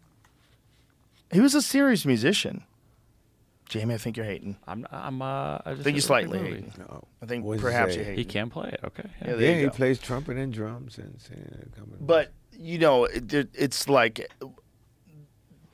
you see when a guy's like a real musician. You see the way their hands move. They just move better. Did you see when he was? His name was Rufus somebody. He was running for president. He was 4 years old. He was in a movie where he was. I forgot it. It's the Sammy Davis Jr. And he's like 4, and he's got a top hat on, and it's just an old movie, man. I watch Turner classic movies sometimes. Who would you say is like the best trumpet player? Like if there's one person, like who would be like the elite of jazz trumpet players? Miles Davis, right? So let's listen to so we just listened to that, and we were trying to debate whether or not Sammy Davis Jr. really played it. Let's see like what the top And he's playing a cornet in that too. A cornet? That was the bigger one. That's the Chuck Mangione one he was playing. You know him. Oh, okay. I'm ignorant about musical instruments. Yeah. So I was Googling 4 things at once here because I was trying to find better evidence of him playing that while I was trying to find what you were asking for, too. But as I was thinking of why I was saying that is because I was thinking of this scene in Crossroads the whole time where Ralph Macchio is playing guitar against Steve Vai. And it looks like he's playing guitar because in some of these scenes he is. But he's not good He's enough not to play making that against him. music. He's not good enough to be in a solo battle against him. Right. He just practiced enough to But do don't it. you think the technology was far different in the Sammy Davis Jr. times? Where the I don't know. Yeah, maybe it was like 20 yeah, years I think later. splicing the sound in there and having it sync up perfectly, that's not an easy task back then. I mean, I guess it probably could be done by a wizard of special effects, or you could just play Sammy Davis Jr. playing the trumpet, which is what it looks like. I just don't know why everything has to be a conspiracy theory, Jamie. Well, I mean more for like the movie aspect. I'll go back and find the clip again, but like they're cutting so much. The way that would have been recorded, they could have recorded him playing once and then went back and reenacted him, so they could have the camera moving all around him. Mm-hmm. To have that all recorded perfectly and for it to sound as good as it did has to be edited in some way. Interesting. It is a movie. You know what I'm saying? Yeah, that's true. So there has to be some sound engineering too, right? Mm-hmm. Whatever they could do back then in the black and white days. It's called A Man Called Adam is what this movie was called. But can you just show me like Miles Davis Yeah, that's playing the right. trumpet? I just want to. Oh, is that what this is? I was Googling 5 things at once. Oh, sorry. And I guess this would be That's Miles. Miles. It's way different playing though. It's not fast jazz. Miles' sound. And someone has to talk. Let's go back to this. It was a vulnerable sound.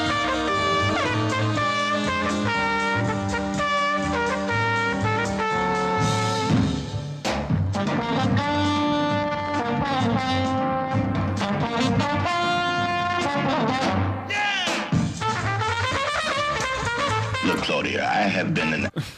Go back to the other one again. Is there anything with Miles Davis playing where it's not people talking?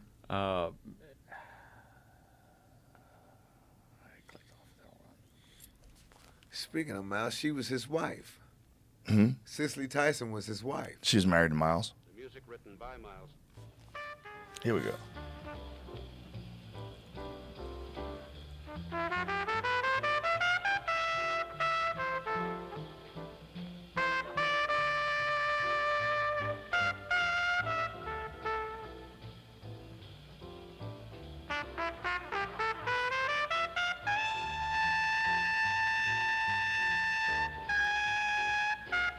That's John Coltrane.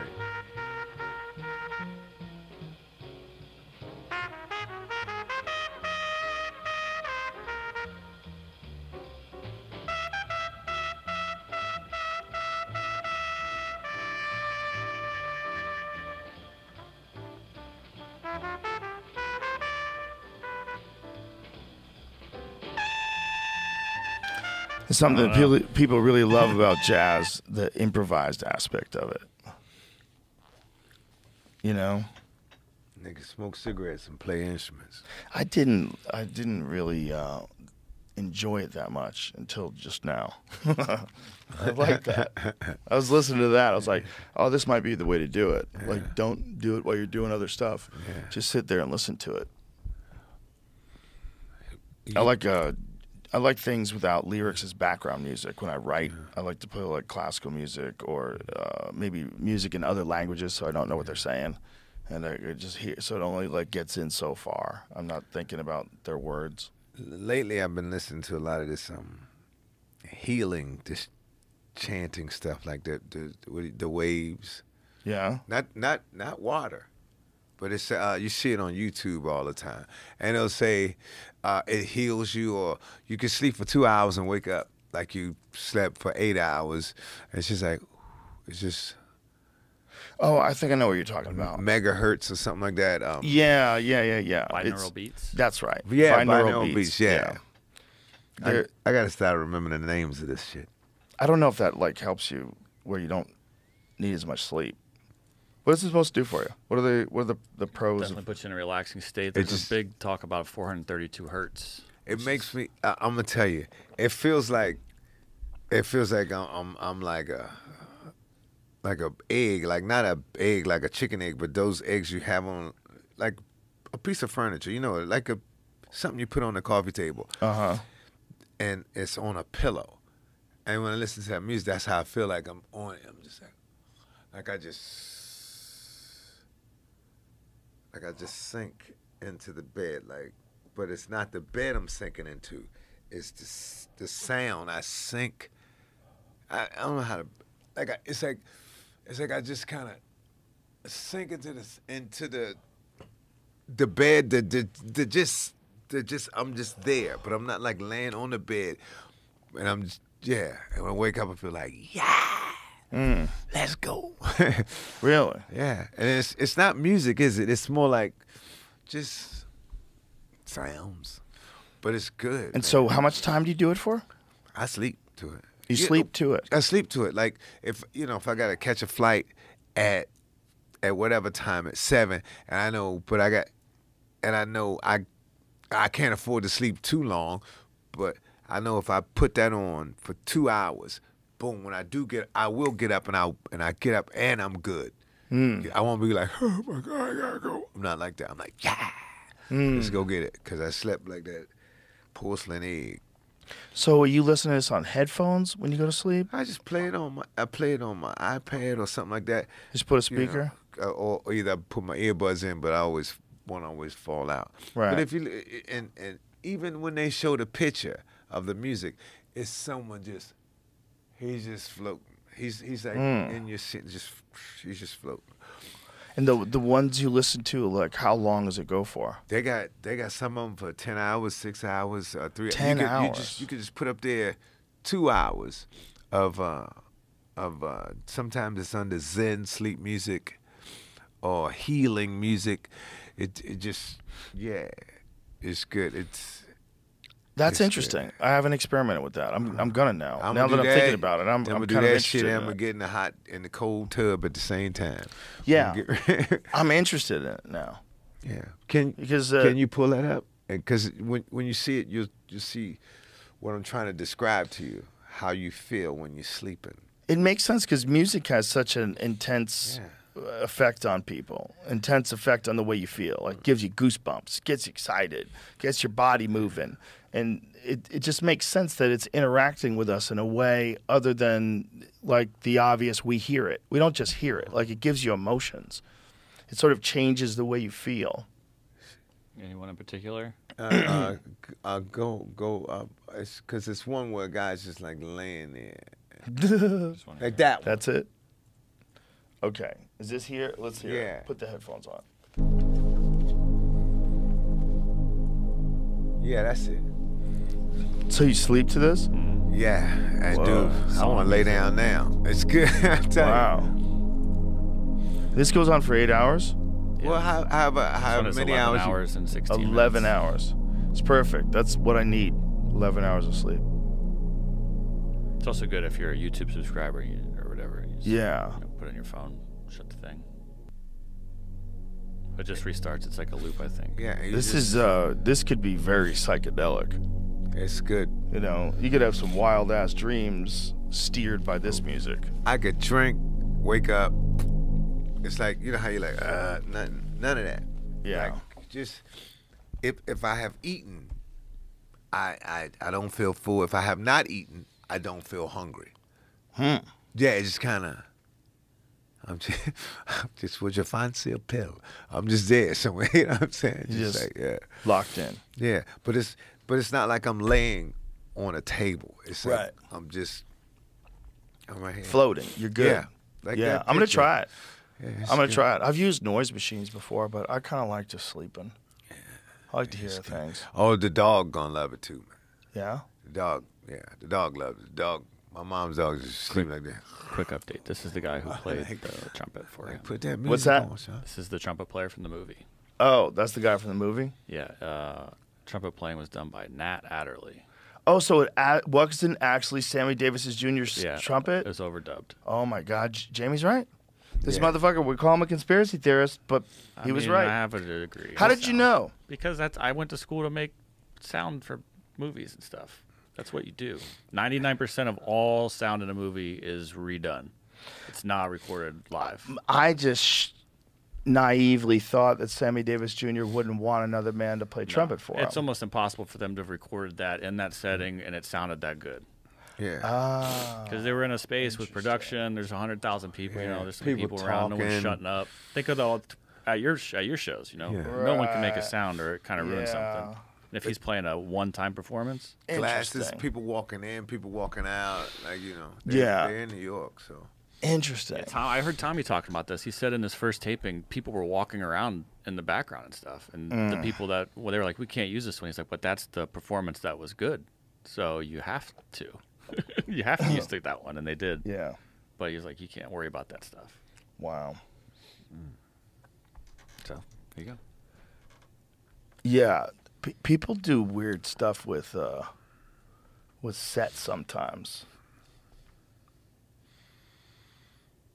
Like when you, I'm not gonna talk about this. I was just thinking about Aziz Ansari's set, that one that he did with Spike Jonze, where they showed the background.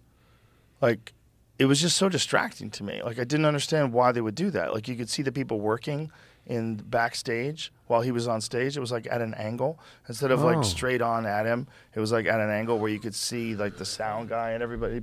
No, it was I think it was a Netflix special, but it was just Spike Jonze directed it, and it was like this weird choice that they had decided to make, have it shot where it looks more, I guess, more organic, like you just happen to be there watching. No. Yeah, you can see. Yeah, that's it. You could see the backstage area. So like there would be people see where his right hand is. There'd be people walking back there and shit. It was weird. Like to the door, the exit door and shit. It's very odd. But I guess it's like to give you this feeling that you're in taping. That you're in the club instead of, it's like more informal, I guess. More relaxed. I don't know. But it's like, why are there people walking behind Aziz? Why am I looking at people walking in the background? Why is that in my mind? Yeah, because it seems like it would be distracting. It's distracting. Have you been to the Stand in New York? Yeah. And the room upstairs, they got the window open. Like, what the fuck is that, man? Like, because I can't talk to y'all with these people. They're doing stuff back there, and they're not paying attention. It's like you're in a fishbowl, and I'm like, close that curtain. That is so not cool, man. It's weird. Yeah. Yeah, but that's another one of those ones, like, a comedian didn't set that up. Yeah. Right? I did the club that me and Louis did in Rotterdam. It's called Club Hog. So if you ever go to Rotterdam, you got to do that. As a matter of fact, the last time I was there, I filmed... I did hour footage, but the ceiling is low. It's like, the ceiling is low. There's no bad seats, but it's they speak another language, but they understand you because they speak like 3 languages. Dutch is French, English, and German mixed together. Plus, they watch American television, so their English comprehension is super good. Wow. Yeah. So if you ever pop over there, you gotta do that. That must be fun doing countries like that. It's pretty impressive that they have that good of a grasp of English, like universally. Like we're basically, you either speak Spanish in this country or you speak English, or you speak English and Spanish, or you speak a gang of different languages. In Holland, they understand us better than they do English people. I think Spanish is the next language. If I was going to learn a second language, that seems like the most useful one. Yeah. And also, it's like it's everywhere. It might be Russian. I don't want to throw in the towel just yet. Plus, that one you have to learn like a whole different alphabet.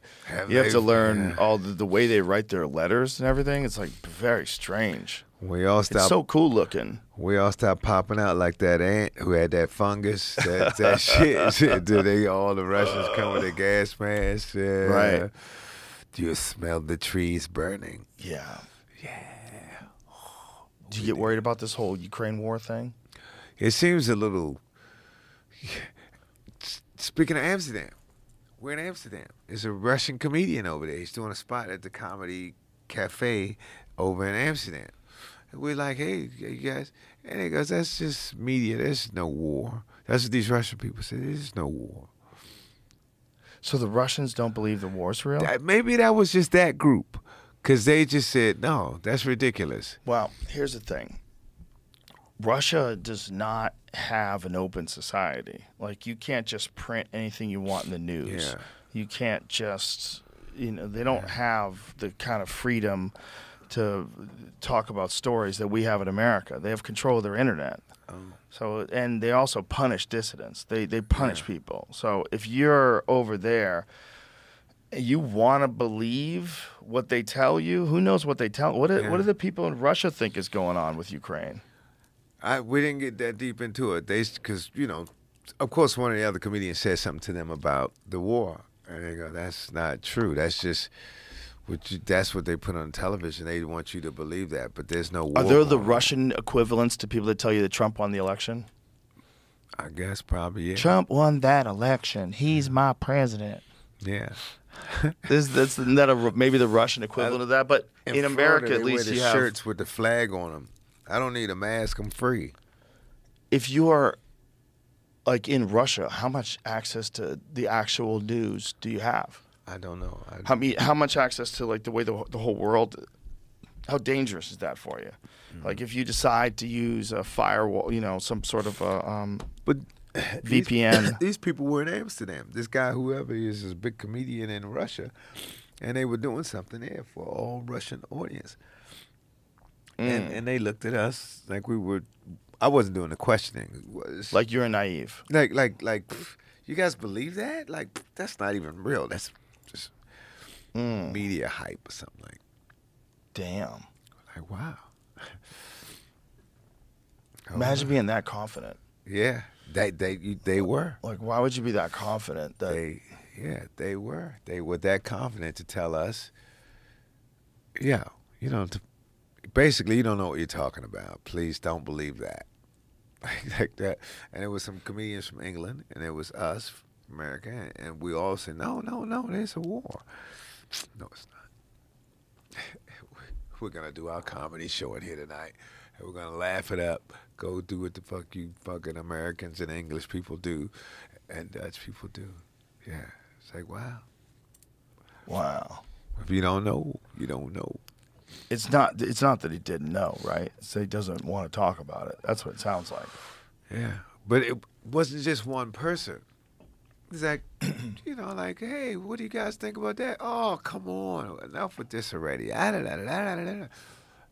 maybe he's just tired of talking about it. Maybe. He's been talking about it, I bet, for a year. Yeah. Imagine being a Russian dude.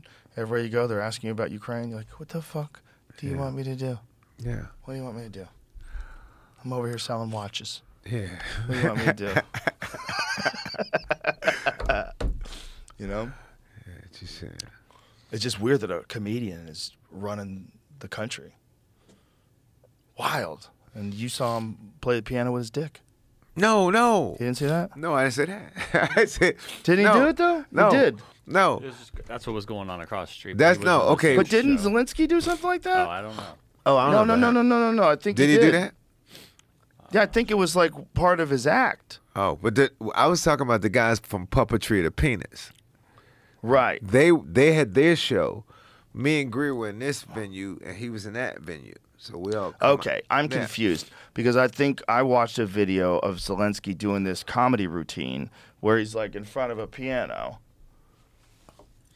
Yeah. Oh, okay. Playing piano with his penis. Yeah. So, but they don't see their penises, right. So who knows what's really going on? But they do take their pants down. Here it goes. Let me hear some. That's dope.